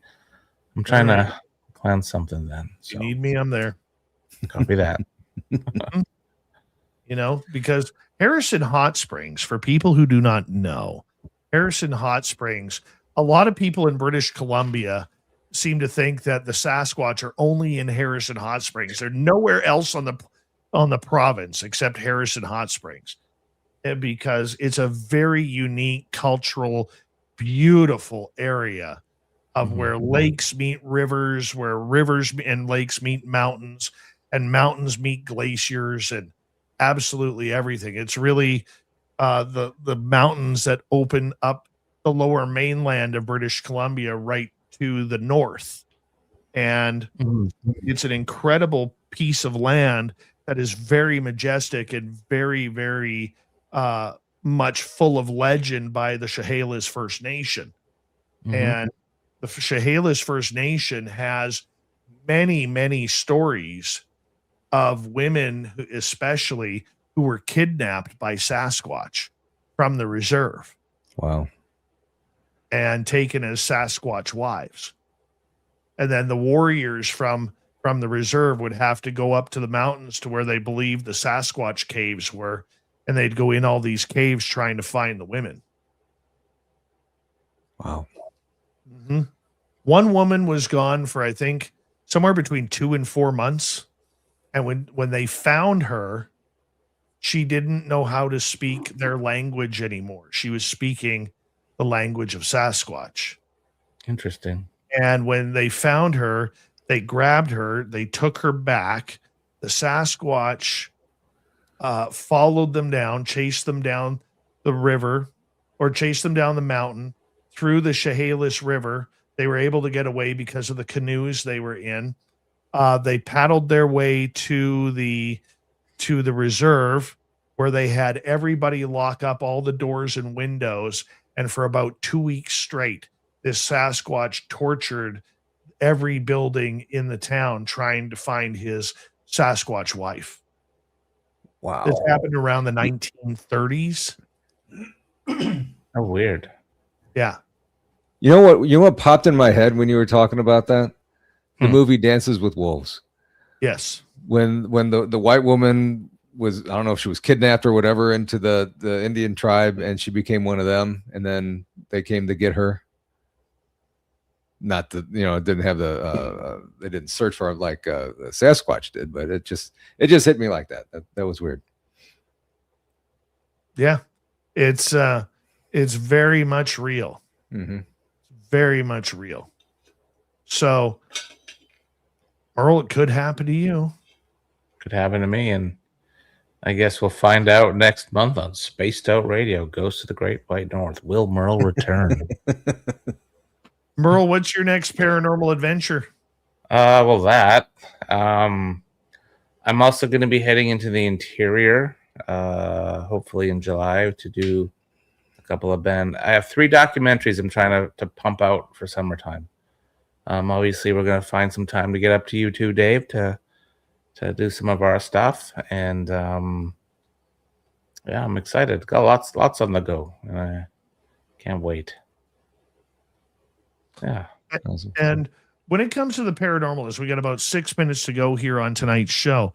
Paul, when you kind of take a look at all of the paranormal stories that are out there, is there a story that stands out for you that really epitomizes what we do and why we do it?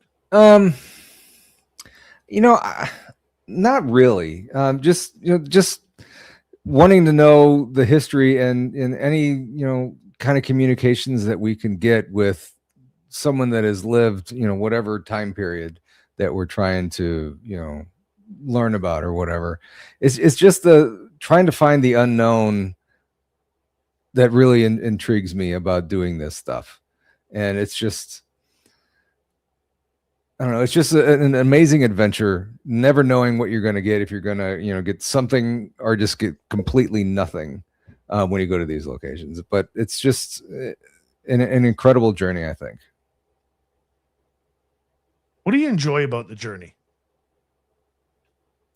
Learning, discovering, something that, other people's might not believe, and then trying to, convey that story to where, they, oh, well, maybe this does exist. Maybe there is something beyond our reality here that exists either in the woods or in the empty abandoned house somewhere down the road. Merle, what do you prefer to investigate? Out in the open, or do you like still going into these dingy, creepy buildings? I love a good dingy, creepy building any day of the week over the open space. Mainly because I enjoy preserving history. I love trying to connect with the past. I love trying to tell the previous generation's stories.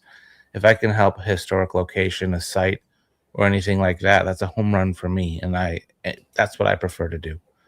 In the open's really cool. I've had really great encounters, but I prefer the controlled environment to run my gadgets in, like audio recorders and that. But yeah, that's what I got. I prefer being, like I do the ghost tour at our heritage site, but I really prefer being in the outdoors. To me, it's a lot creepier doing an investigation when you're outdoors and you're in a claustrophobic area where anything can happen. And all of these different corridors kind of lead you down these trails that you've never been before. We did that last Sunday where we took a whole new set of trails that we've never been on. And it was kind of creepy. It really was, because here you're looking right in front of you at a wall of trees, and you take this little narrow path and it opens up to another big opening that you can see another big opening behind the trees after that. And it's kind of like, this is just getting really, really creepy. Really creepy. And I think that little bit of a rush of not knowing what's there, especially with the amount of wildlife. I mean, you got a lot of wildlife in St. Louis just with the partying atmosphere there.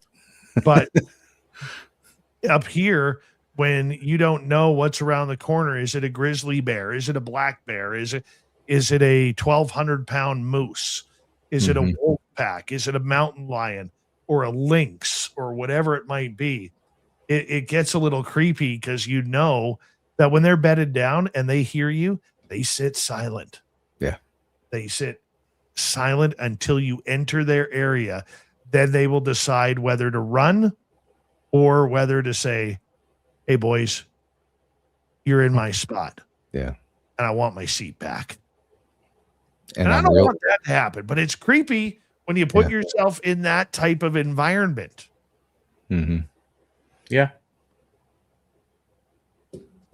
And then they decide if they want to eat their dinner or not. Or save it for later. Yeah. And a lot of Bigfoot people out there will tell you point blank, well, Bigfoot doesn't like pointy sticks. You should never bring a pointy stick if you're out looking for Bigfoot. Those people don't have a lot of animals in their area that could kill you. Right? That's why, like when we go in, we always announce to them, we're armed. We're armed. We're not going to use it to you. We're not going to show you. But like I will say something along the lines of these aren't for you. These are for the predatory animals out here. And I'm asking all of the animals, and I list them all off that are in the area, to please stay back. I don't want to hurt you by protecting myself, and I know you don't want to hurt me by protecting yourself. So why don't we just do ourselves a favor and just stay away for a little bit? When we're out of this area, you can come back in. Not a problem. Merle, tell everybody where they find the Paranormal Road Trippers. You can find the Paranormal Road Trippers on Instagram, the Paranormal Road Trippers, Facebook, the Paranormal Road Trippers, YouTube, to watch all my documentaries at the Paranormal Road Trippers, and we even have a website, theparanormalroadtrippers.com. And where can we find Paranormal Among Us, Paul? Paranormal Among Us on YouTube, Spreaker, Apple Podcasts, on Facebook, Instagram, TikTok, all the fun locations. Appreciate you, Paul. Thank you for joining. Thank you for having me. Appreciate it. Merle, you're number one, buddy. Coming up next, we have Swamp Dweller and Terry Hall and his beautiful mustache with the weird news of the week. You're listening to Spaced Out Radio with your host, Dave Scott.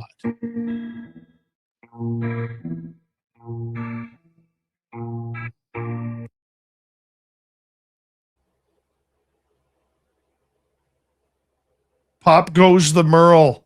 Pop goes the Merle. That's a good one. Dents, thank you for a great show. Paul, Thank you.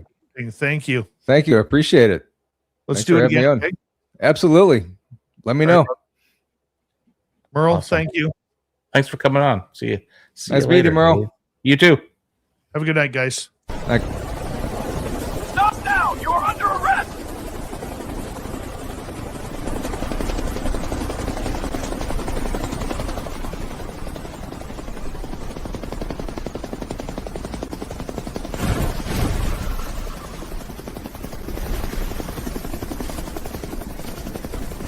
Hands up! Don't move!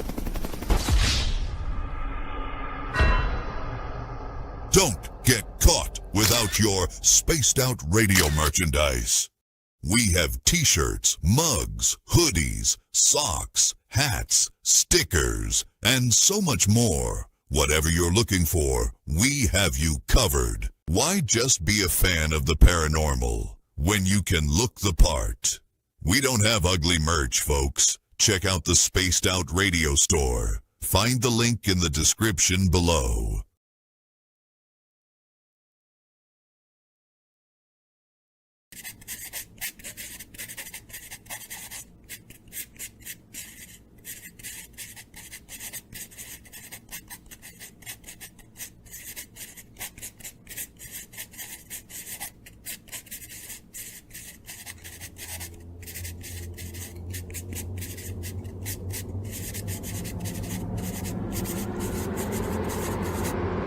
Dirty filth.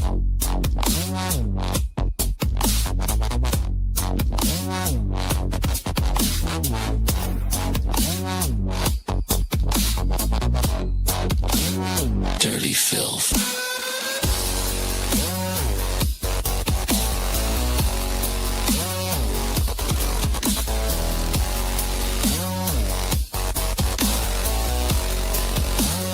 Dirty filth.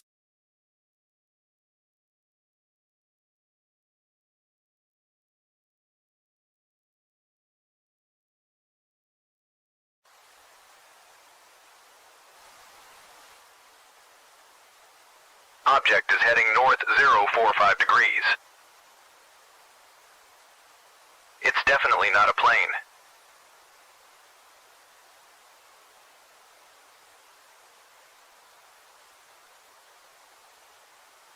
It seems to be tethered to something.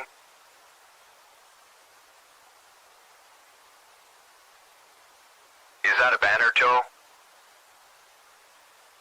Caribou Con. Does anyone know what Caribou Con is? Caribou Con, one of the BC Caribou region's best kept secrets. Until now.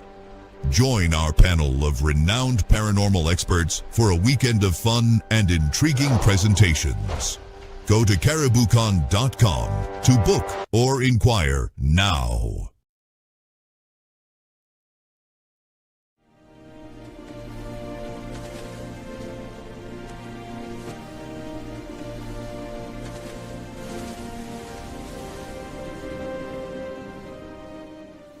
Over here. Look at this.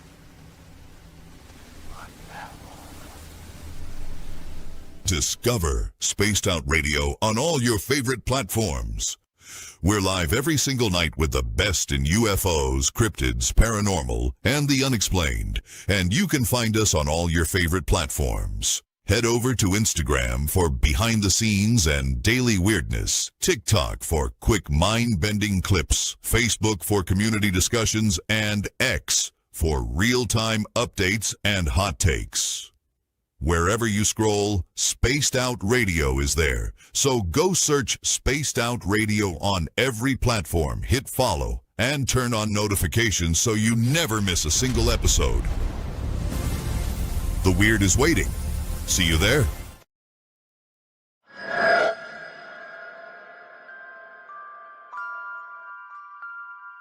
The McNeil House is one of several buildings at the 108-mile heritage site said to be haunted by spirits of a time long forgotten. But would you stay the night? Along with guided ghost tours and paranormal investigations, Haunted 108 is offering a chance to spend the entire night inside the historic McNeil House by booking one of our B&B style sleepovers, where you can experience the hauntings firsthand, meet the resident ghost cat, and witness unusual activity. If you dare to turn history into a night you'll never forget, book your spot now at haunted108.com. Spots are limited. Will you be brave enough?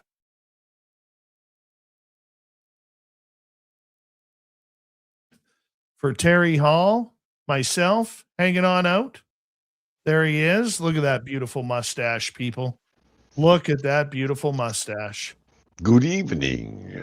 Good evening, Terry. Big How thank are- you tonight to Jake, to Richard Minnick, to Bigfoot Fades, and Kitty Cattywack. Great super chats tonight. If you haven't already, give us a thumbs up. It helps with the algorithms. And don't forget after the show to make sure that you, yes, you leave a comment. Let us know about your scariest encounter that you've had in the forest or in a haunted place. That would be wonderful. That would be really wonderful. I still don't get why you like to go out in the woods and play with that kind of stuff. Hold on.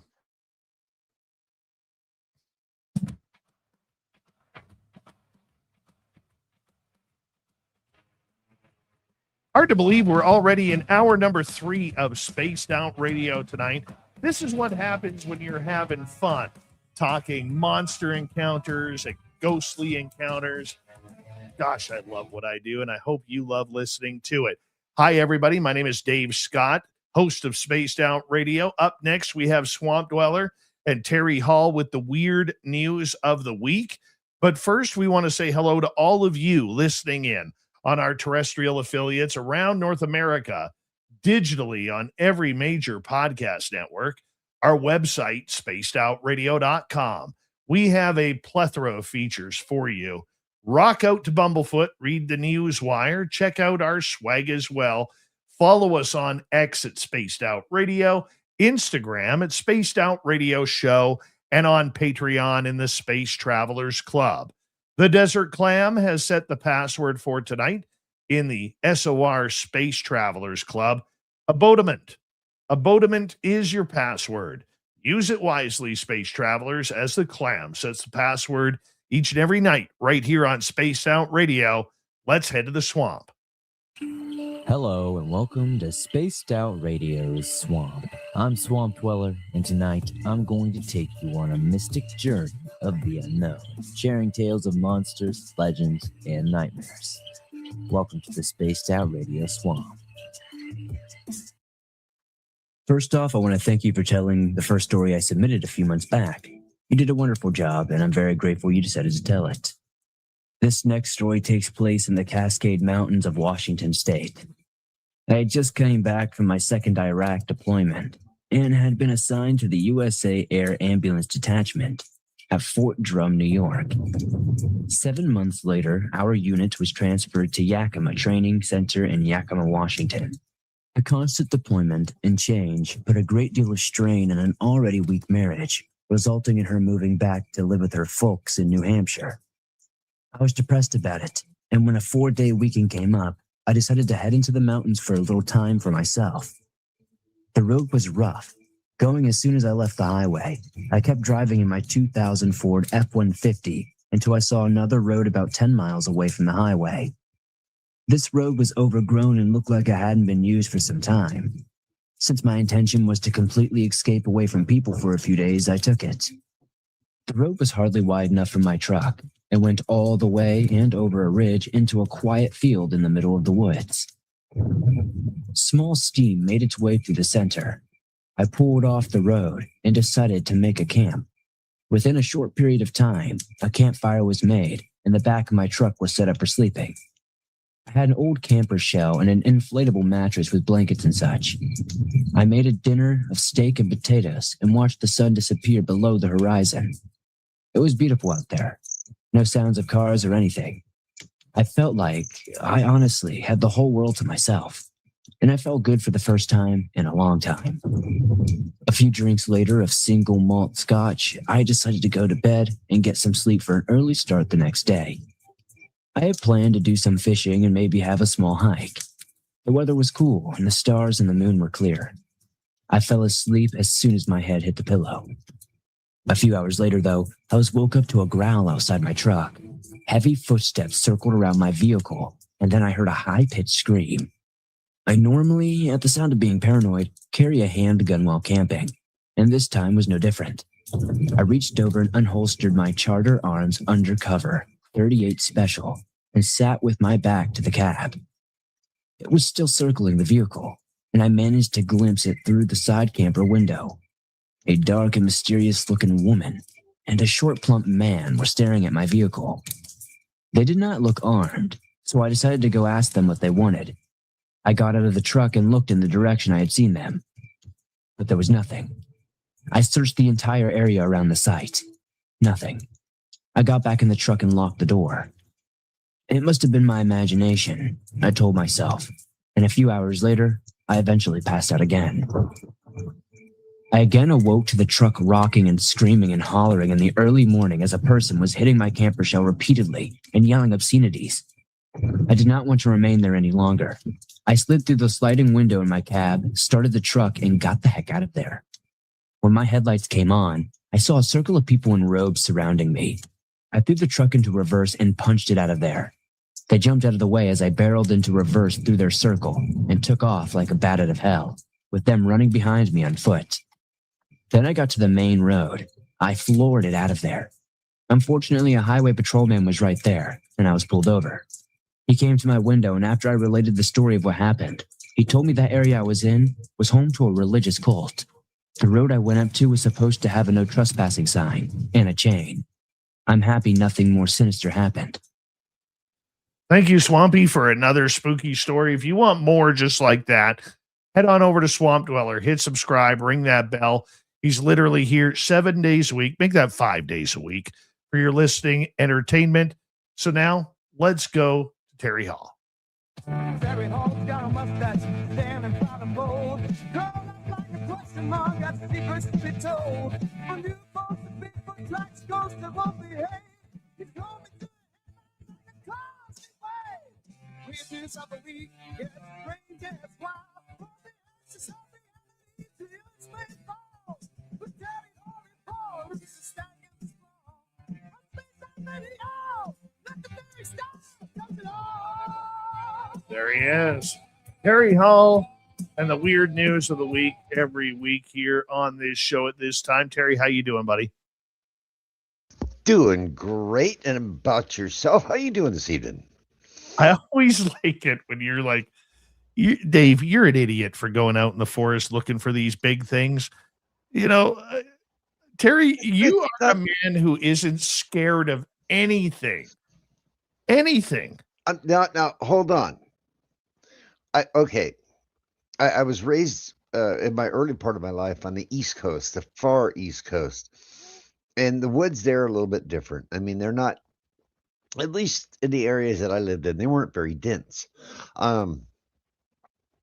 But here in Oregon and going north up, especially where you guys are at, I mean, what people don't understand is you could be on a main highway.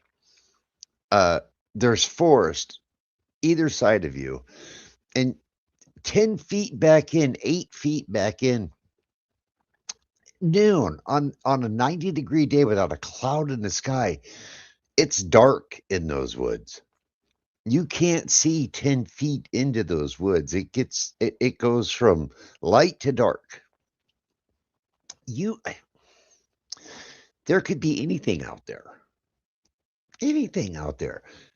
But you guys go out looking for these things that can think, that are, and I've said it before, the absolute kings of hide and go seek.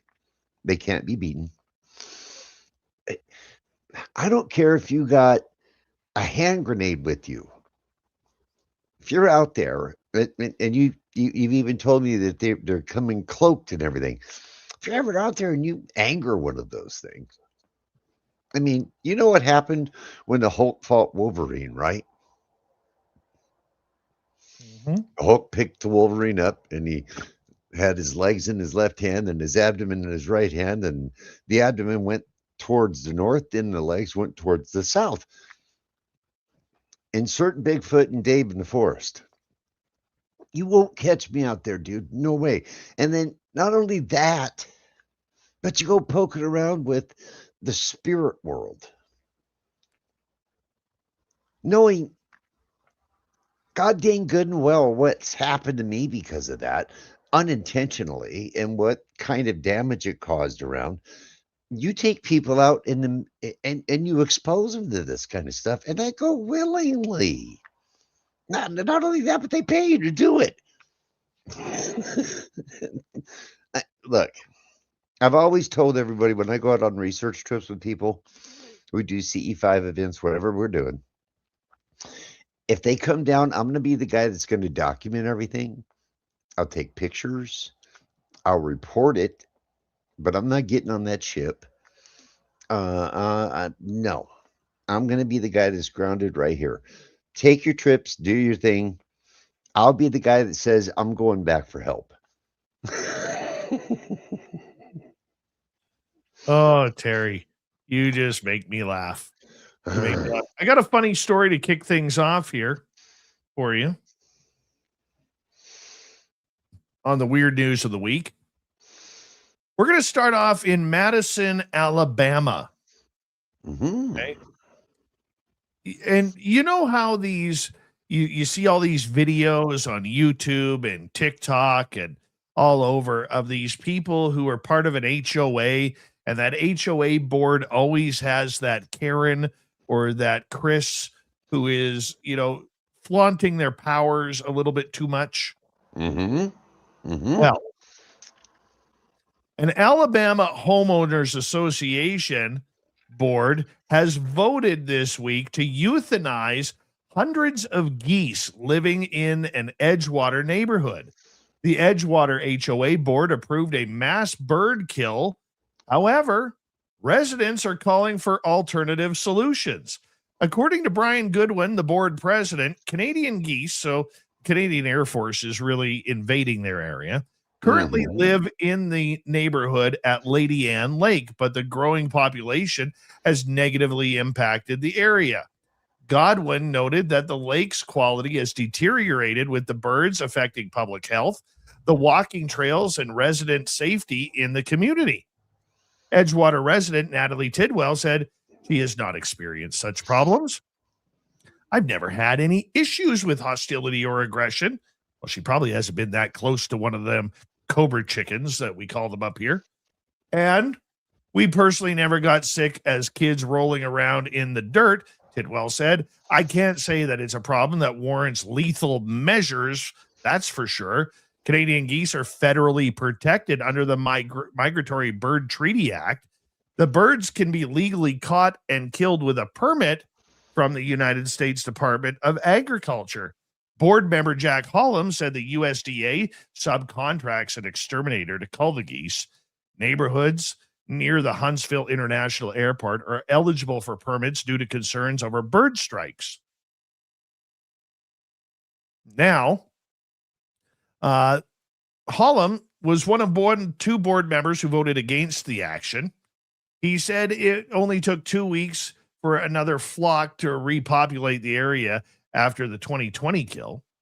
He and other residents have volunteered to clean out the geese leave behind to avoid them from being killed. Hollum already uses scraping devices to clean up the poop twice a day.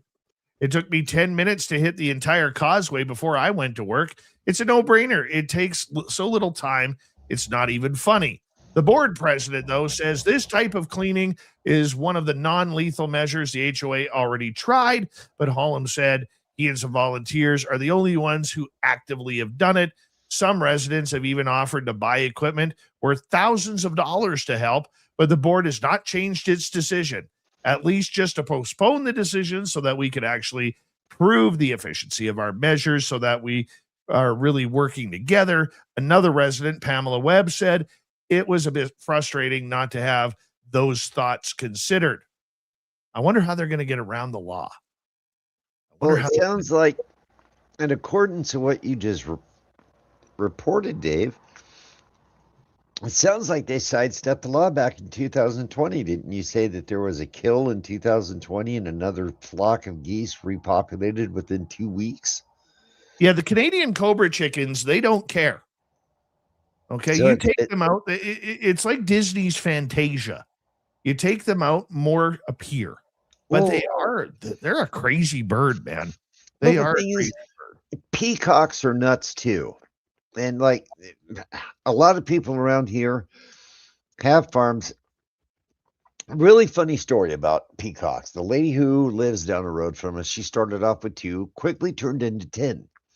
Well, she kind of had her research a little bit backwards because she didn't research how long those birds actually live for. Peacocks can live to be over 50. I did not know.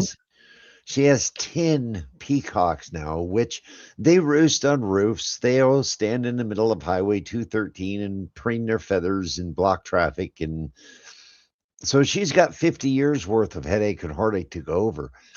Canadian geese, I thought that they were, like you said, they're federally protected. So how are they going to get a mass kill approved? And what good would that do? Once again, that goes back into when we encroach upon more and more and more land and push things off, how much do they have to pay for our comfort? And a mass kill, it's like you said, in 2020 they tried it once. They had another entire flock of birds there within 2 weeks. That's a Canadian Air Force, baby. They're not going to go anywhere. Yep. Yep. When we go to war, we send the geese first. That's why we call them cobra chickens up here. What do you got for us, Terry? Well, I tell you what, this one is kind of simply a practical joke that went way too far, but it's honestly, I think it's one of the best ones I've ever heard. So this gentleman, Dmitry Argakov, he sued a bank, Tinkoff Credit Systems, for violating the terms that he had added to the fine print of his credit card. See, what happened was he was checking his email one day and he ran across a form for a credit card. Well, for the initial glance, the card looked good, 19% interest, decent limits on the card. Well, as he was reading the fine print, he quickly found out that 19% interest after the first 30 days quickly reverted to 45% interest. So what he did was he started his own little joke. As the 42-year-old resident simply decided to modify the fine print on the credit card application after noticing the interest rate written in the fine print was a staggering 45%. He spent half a year developing his new contract, which included 0% interest rate, no commissions or fees for bank tariffs, no compensation of any late fees whatsoever, and if the bank decided to cancel the account or proceed with any charges or fees or commissions, they would automatically owe him $181,000. Well, Argoff, as a practical joke, signed it, and it looked like the official document. He signed it, he sent it into the bank, never expecting to hear another thing. Well, within a couple of days, he got that back from the bank. The bank had signed that contract and sent him a credit card. No limits, everything in that contract that he had implied in the contract was legal because he had signed it and the bank had signed it. Well, he never went nuts with the card, Dave. He could have went out and bought houses and cars and everything else. He just lived a normal life until the bank tried to impose a late fee on him. And he immediately sued the bank. The bank went in and pled ignorance that they had not read the contract, but the judge held them liable. So good. They had the option of paying Dimitri $787,000 in bank fees, fines, and associated costs according to the contract, or they gave him an alternate deal where they gave him a debit card with no limit and up to 30% cash back on most of his purchases. So he settled out of court and took the debit card. I would take the debit card as well. But that is an absolute win, right? I can just imagine a judge sitting in there going, well, if the shoe was on the other foot and they hadn't read the fine print, would you care? You know what I mean? But he spent almost 6 months developing the new contract, which included, like I said, 0 interest, no limit, no fines, no fees, no bank commissions. I love this guy for that. He's my new hero. Well, we got 3 minutes to go. I got a good one here for you. Now, this one is out of the book of irony, maybe a little bit of Darwin sprinkled in here. Mm-hmm. In Williamstown, Kentucky, in the Bible, that Noah's Ark survived an epic flood. Yet the owners of Kentucky's Noah's Ark attraction are demanding their insurance company bail them out after heavy rains caused nearly $1 million in property damage. The Ark Encounter says in a federal lawsuit that rains in 2017 and 2018 caused a landslide on its access road. The lawsuit says the road has been rebuilt. The Ark was not damaged. But the Courier Journal, the newspaper down there, reporting the attraction's insurance carriers refused to cover the damage, however. A 510-foot long wooden ark has been popular in northern Kentucky and an attraction since 2016 when it opened.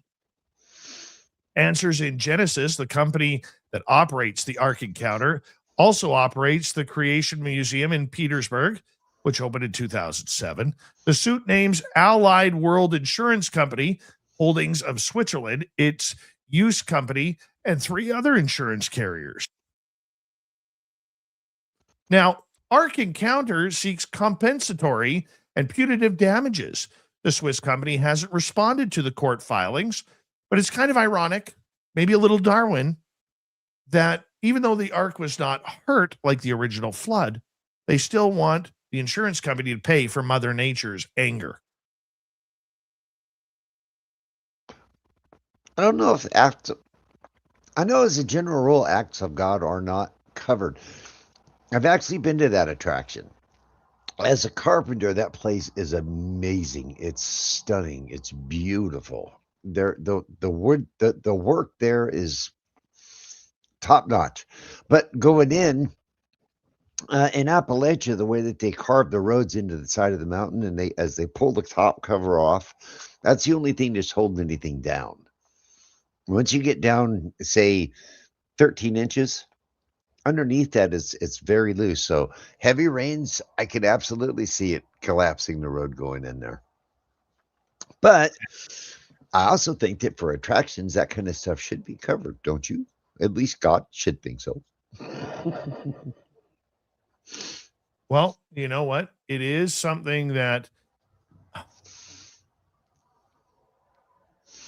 is interesting. An act of God is causing them to for a godly attraction. Well, it was the road, though. The Ark wasn't damaged. I wonder if it would float. The world, hopefully the world may never know. They seal it properly, just in case. From the when you look at it and see it, it looks like it would float. Absolutely 100%. No. Now, whether they've got it sealed up that tight or not, I don't know. But by appearances, yes, Dave, it does appear that it would float. Well, we're going to continue with the weird news of the week when we return for the final half hour of tonight's show. Terry Hall, our latest and greatest comedic adventure here on Spaced Out Radio. We join him every week for the weird news of the week. We continue right after this. This is Spaced Out Radio. Your host, Dave Scott.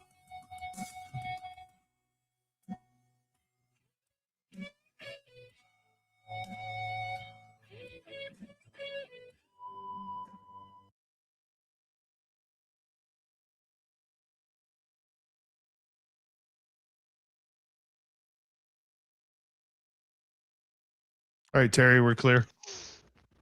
Yeah, that place is cool. There was another thing. I've got a lot of family in Kentucky. That's where a lot of my family's from. And Kentucky had another badge of honor. They used to have, I don't know if they still might have it or not. It was the highest wire tram, and it went to a Ferris wheel that was on top of a mountain. And it was the highest Ferris wheel in the world. I don't know if it's still there or not. That was a long time ago. I don't know either.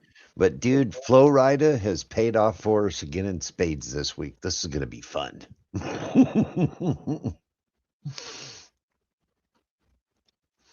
You know, you guys are talking about Bigfoot. When you're out there in the woods and something growls at you, or okay, I got a question for you. When you guys the footprints on your birthday, whichever way the toes were pointing, in other words, the direction that thing was going, did you guys say, okay, it was going that way, let's go that way and see what more we can find? Well, we stuck together as a group. But you went in the general direction that thing was heading. Yeah. Looking for it. Yes.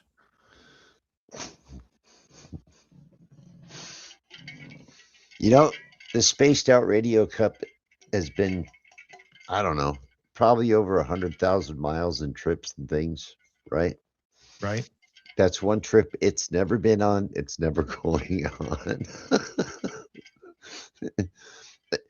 I live in the PNW. I do have now, as you well know, I do have a gifting spot out back by the big pine tree out in the back, but that's for safety reasons.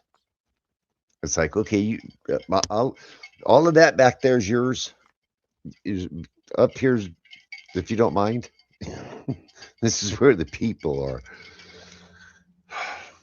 I mean, my wife's small enough to be picked up by a big bird. I don't need a Bigfoot carrying her off into the woods.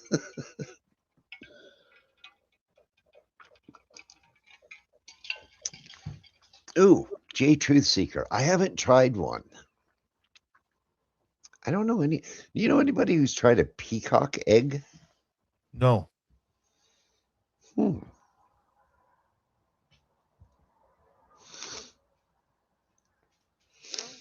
I do know that they're not like nest building birds. To where they like, because from what she tells me, they leave their eggs just everywhere.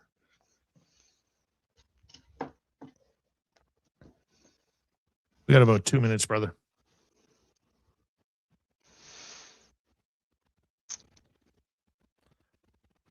No, I have not tried that.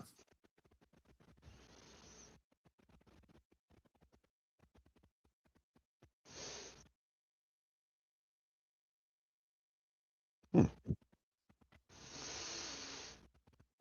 lot of stuff happening with the World Cup this week too. Yeah, I'm trying not to. You know the best thing about going into the night is we're one day closer to the World Cup ending.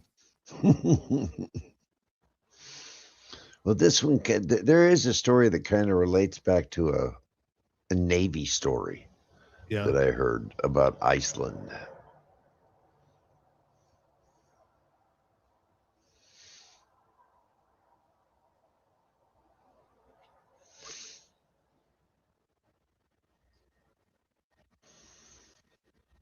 Got about a minute here.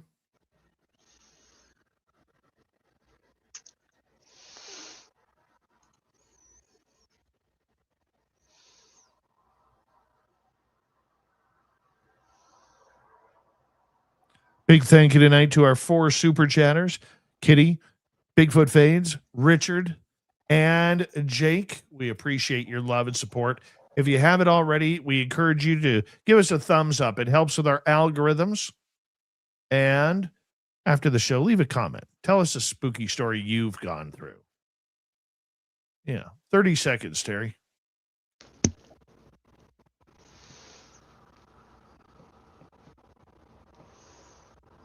20 seconds.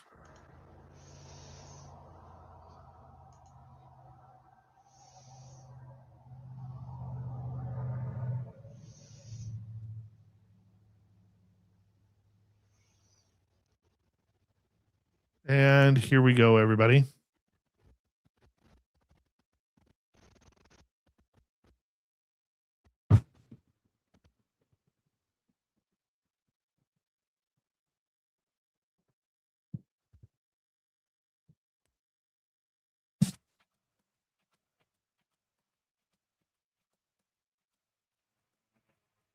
Here comes the final half hour of Spaced Out Radio tonight.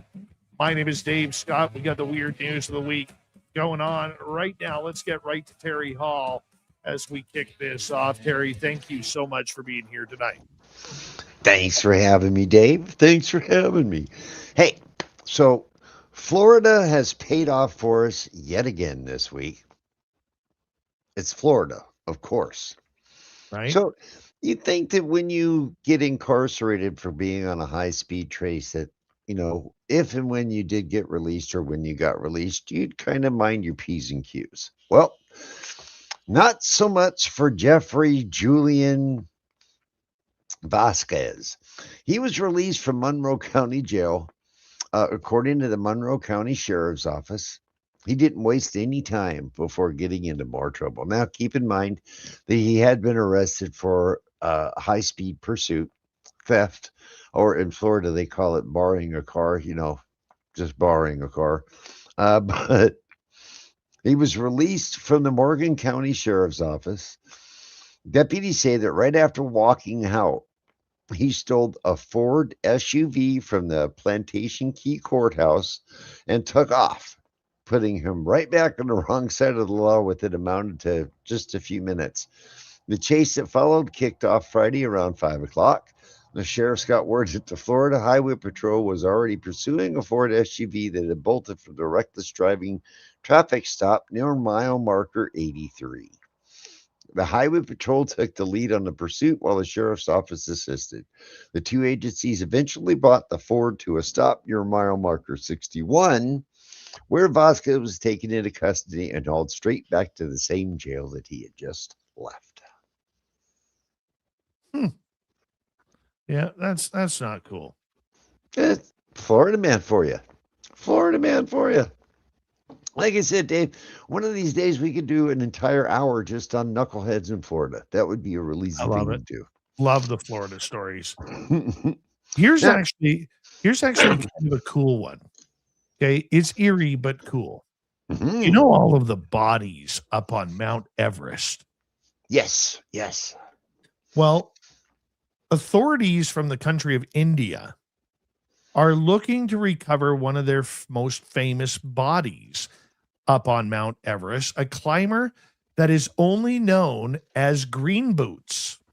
Mm-hmm. Now, it's one of the famous pictures where if you're going up to the peak of Mount Everest, you have to take this path where you pass a body and nobody knows who it is. All they know is they call him Green Boots because that's the color of his hiking boots. Mm-hmm. So nearly 30 years after he died in a fatal expedition, the Indo-Tibetan Border Police, a paramilitary force, has issued a tender for a specialist high-altitude recovery agency to bring down what it believes to be the body of Dorje Marup from the Tibet side of the mountain. Many in the mountaineering community, however, believe Green Boots is another Indian named Tsewang Paljor. Now, Marup and Paljor were part of a 6-member expedition that was caught in a deadly storm near the summit in 1996. All 6 climbers were members of the Indian paramilitary force, while 3 turned back as weather conditions worsened. Marup, Paljor, and Tiswang and I apologize for butchering the name, Samanla, continued their ascent. Now, they reportedly went close to the summit before being forced to turn back. All 3 perished on the mountain. The remains of Green Boots lie inside Everest's death zone, above 8,000 meters, where harsh conditions make recovery extremely dangerous. The tender invites agencies with experience carrying out rescue or recovery operations at similar altitudes, preferably on Everest in the past 5 years. The operation is expected to be complicated by the need to coordinate with the Chinese authorities to transport the body across the Tibet-Nepal border, fly it to Kathmandu, and arrange repatriation to India, according to the reports. The operation is expected to take place between June and September. Green Boots was named after the bright green boots he was wearing when he died. His body is a well-known landmark on the northeast route of Everest. In the years after the tragedy, it was reported that some Japanese climbers had encountered Marup alive but severely frostbitten and struggling to descend, and helped him navigate fixed ropes. They had reportedly also discovered that Samanla dead above the second step, a steep rocky outcrop at 8,610 meters on the northeast ridge between the first and third steps. A Sherpa later claimed that Tiswang Paljor was also seen alive but delirious. On their descent, the Japanese team again passed Marup below the first step and believed he would make it back to camp, but he died later that day. Paljor's remains were never recovered. It was suggested that he likely fell down the cliffs on the east side of Kangshung Face, fueling the debate over whether the body known as Green Boots was actually Paljor or Marup. Because recovering bodies on Everest is so extreme because of the altitudes, it has proved highly dangerous. Green Boots has stayed on the mountain for decades. He has become a stark reminder of the risks of high altitude climbing and the challenges of rescue and recovery in the mountain's death zone. Do you think he should stay up there, or do you think he should be repatriated, Terry? I think because there are so many different people up there, and basically they just get freeze dried when they die. Wherever they're at, they're there. I mean, they're part of the mountain now. I think that they should. I think can't really say he died doing what he loved, but he died doing what he loved. Leave the man there. He's part of the mountain now. He's part of the history now. I mean, you said 8,610 meters, right? That's what, Yes. 28,200 feet, roughly, something like Meters that. let's figure this out. Meters to feet. 8,610 meters. 28,248 feet. Yeah, Everest is 29,000 feet. That's a lot of grit, a lot of determination. I think he should stay right where he's at. He's part of the mountain now. I think he is part of the mountain. I think he should stay there. But on the flip side, with over 200 bodies scattered across the mountain, they have to start cleaning it up. It's like if you've seen pictures of the garbage cleanup that they have to do on Everest, that they take the Sherpas up there after climbing season, where they take the Sherpas up there to get rid of everything from used oxygen tanks to poop bags. Mm-hmm. You know, it is filthy up there. And they're trying to, and there has been some big debate on whether or not to cut off the amount of climbers per year because of the amount of garbage and filth that is causing on the mountain. And however, the area needs the tourism revenue in order to survive. So they're in a catch-22. Well, for this one, I think that if they're going to do a cleanup, let's say it's a cleanup and a body recovery, where he's going to be repatriated and it's going to be done correctly with the honor and reverence that's due to it, then I could see that in that case, yes, right? Because I mean, Everest, there's only one Everest. We got to preserve it and keep it at least show it some respect. Show the mountain as much respect as we're supposed to be showing the people who climbed it and gave their life for it. So if they're going to do it, at least they're doing it right. I would agree. Next one for you, my friend. All right. So you know how when you get on an airplane, Dave, they tell you to turn off all your electronic devices and all that kind of stuff. Yeah? Well, here is a perfect reason why. United Airlines flight to Spain pulls a U-turn apparently over a Bluetooth device name. A United Airlines flight from Newark, New Jersey to Palma de Mallorca, Spain pulled a U-turn late Saturday over what appeared to be a suspiciously named Bluetooth device on board. Flight tracking data showed the flight, which should have landed in Spain after a nearly 8-hour flight, instead returned to Newark after 4 hours and 24 minutes into the air. They were right in the middle of the ocean. United Airlines told NPR via email that the flight turned around to address a potential security concern. Well, several of the passengers posted on board videos of the flight were in the airport with timestamp that matched the flight actual schedule. Some passengers knew little more than the flight attendants had asked the passengers to turn off their Bluetooth devices. Simple thing. One post referenced in-flight announcements with lots of comments like, "This little joke is ruining it for everyone." This is the pilots talking to the passengers. "There's a security detail there at the airport. They're demanding us that we turn around. The reason being was a 4-letter word that the device was named. They had to inspect the entire aircraft, including the cargo area, because the 4-letter word that the device was named started with the B and ended with the B and had an OM in the middle.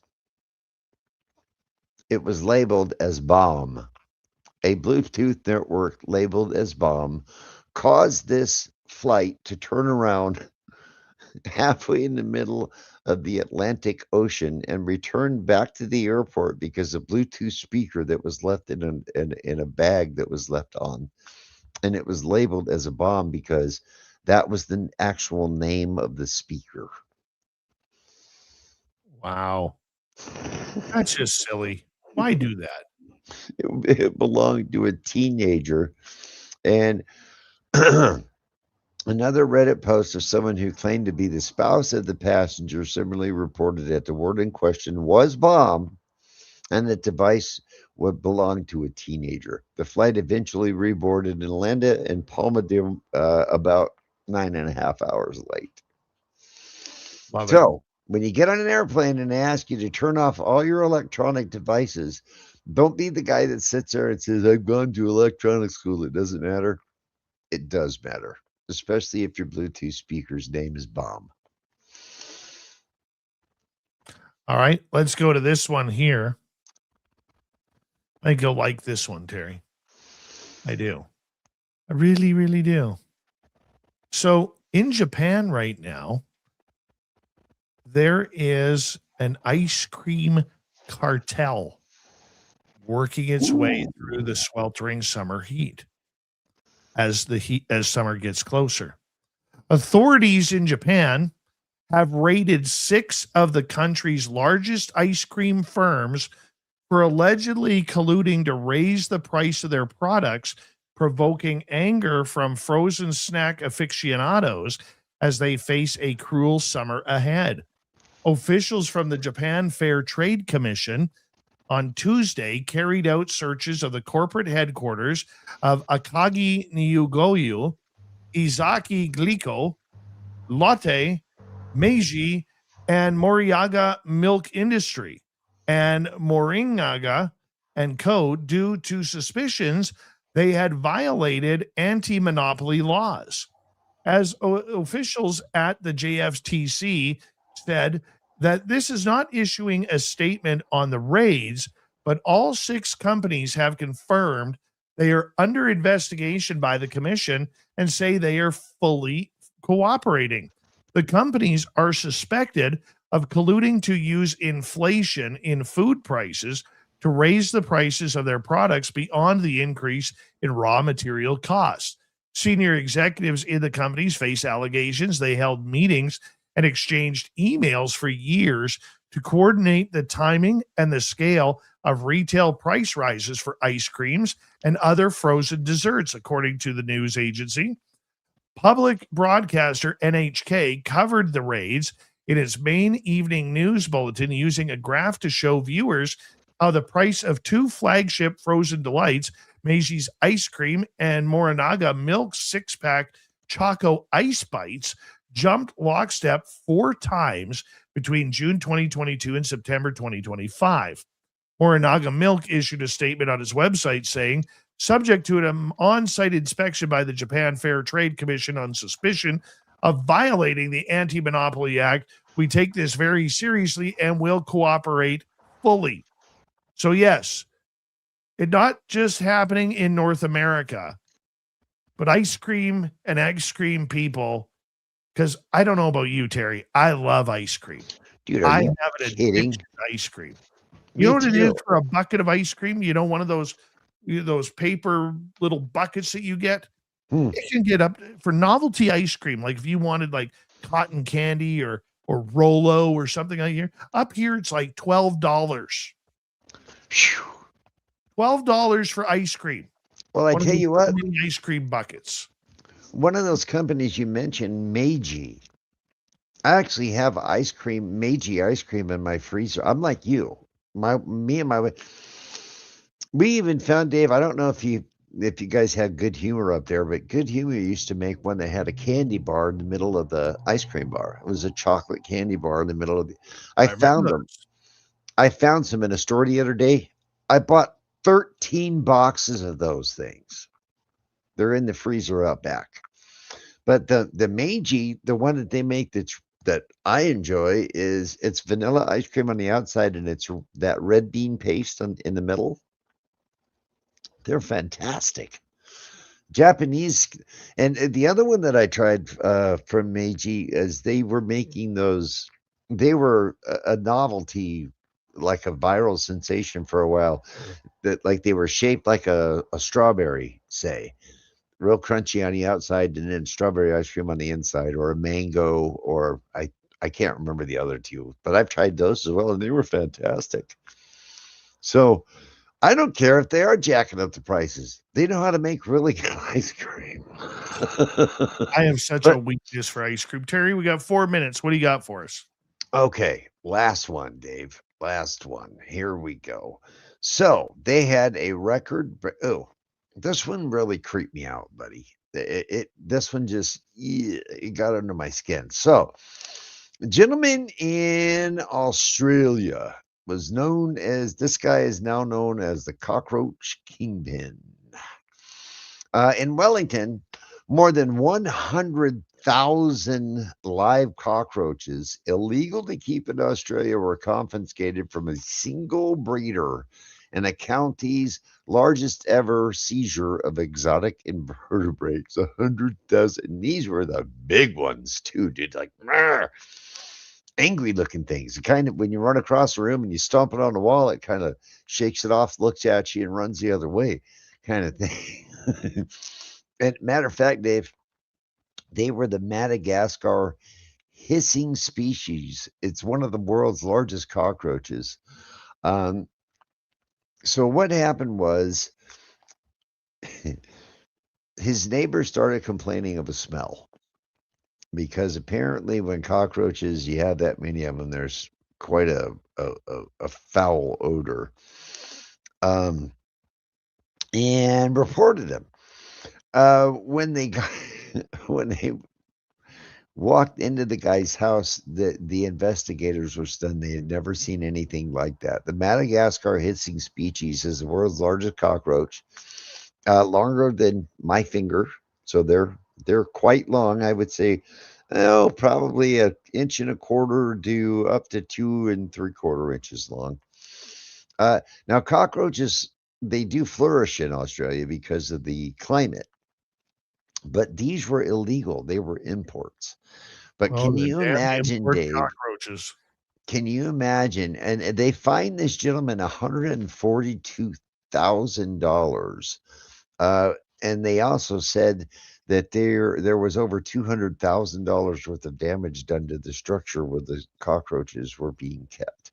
But can you imagine walking into anywhere and there being over 100,000, even the little like California cockroaches, they're not big. They're just numerous. Can you imagine walking into a place that had Madagascar hissing? 100,000 of them.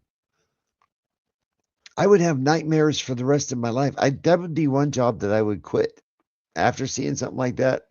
Well, I don't know. What would that do to you, Dave? Do you think that would make you hard to where you wouldn't, nothing would ever bother you again? Or would you say, okay, enough, I'm done? Not a fan.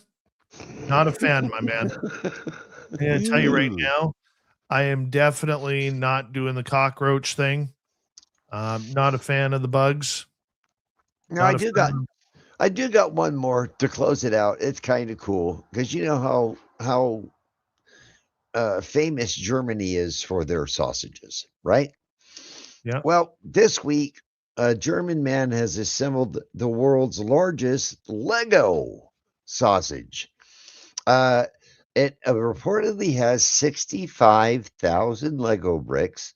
It's in the shape of a bratwurst with a bun, mustard included, and he broke the Guinness World Book of Records for the largest Lego brick sausage.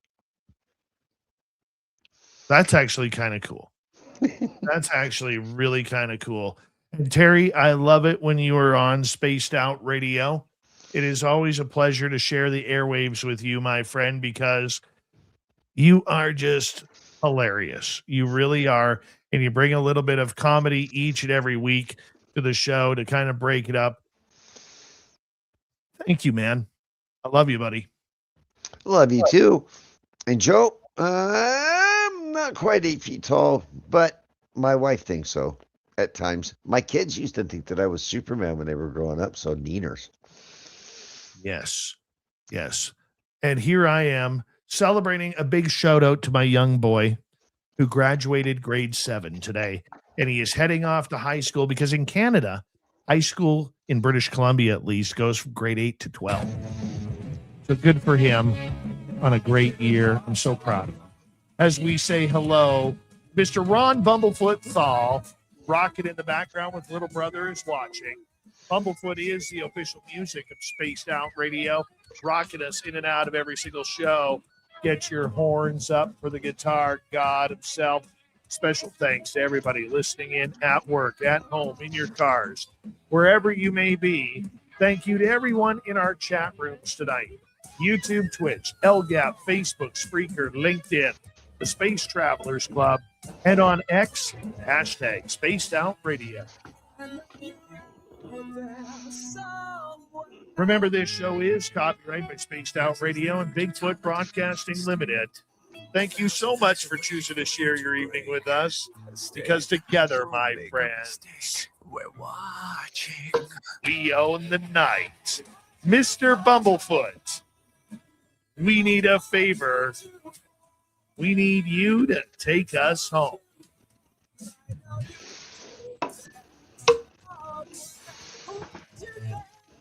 Yes, the Woo Train has docked for the night, but soon, my friends, we shall ride again. Your seats are always available. Your tickets never expire. And if you want to bring a friend, we've got room for them too. Good night, everybody.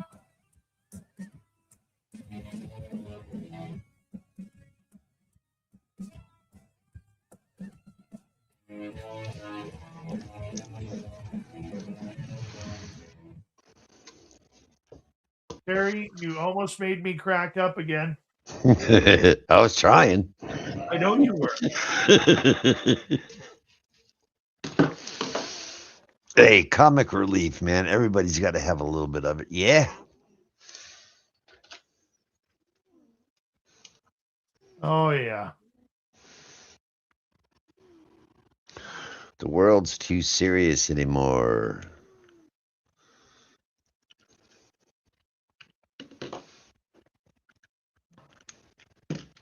Come on, you stupid thing.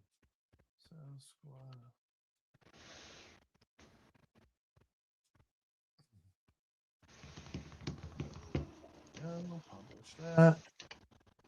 All right. In just a couple of minutes, my phone is going to ring.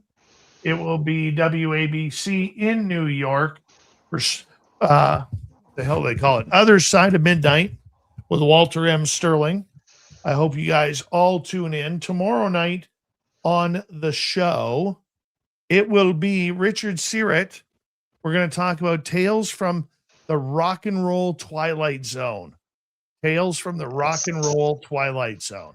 We're going to have a lot of fun with him tomorrow night. Yeah, you may recognize his name, Coast to Coast AM. And believe it or not, we worked at the same station at Saga 960 in Mississauga, Ontario, where we still broadcast nightly. So big thank you to all of you. Thank you to our super chatters, Jake, Richard, Bigfoot Fades, and Kitty Caddywhack. We really do appreciate your love. Don't forget to hit subscribe, ring that bell if you are new. We are here 5 days a week, possibly 7 soon. Possibly 7 soon. But you didn't hear that from me, people. Terry, did you hear it from me? I did not. Hear what? Oh. Exactly. Exactly. It's like the password. What's the password for? Exactly. Exactly. Right? Thanks for having me. Break a leg, and I will see you guys next week. I'll give you a call tomorrow, Terry. You're the best, buddy. Yeah, as he pops out his teeth for the night. There he goes. Give us a big smile, Terry, before you go. And there he goes. All right. To the rest of you, thank you for a great show. I look forward to seeing you tomorrow night. Have a good one, everybody.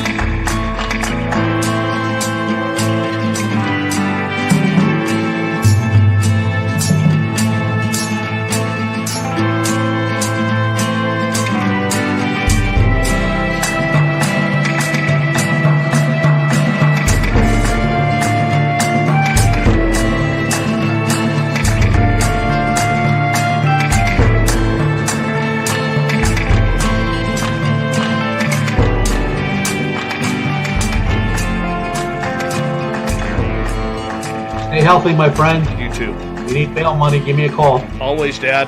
Take care. You too.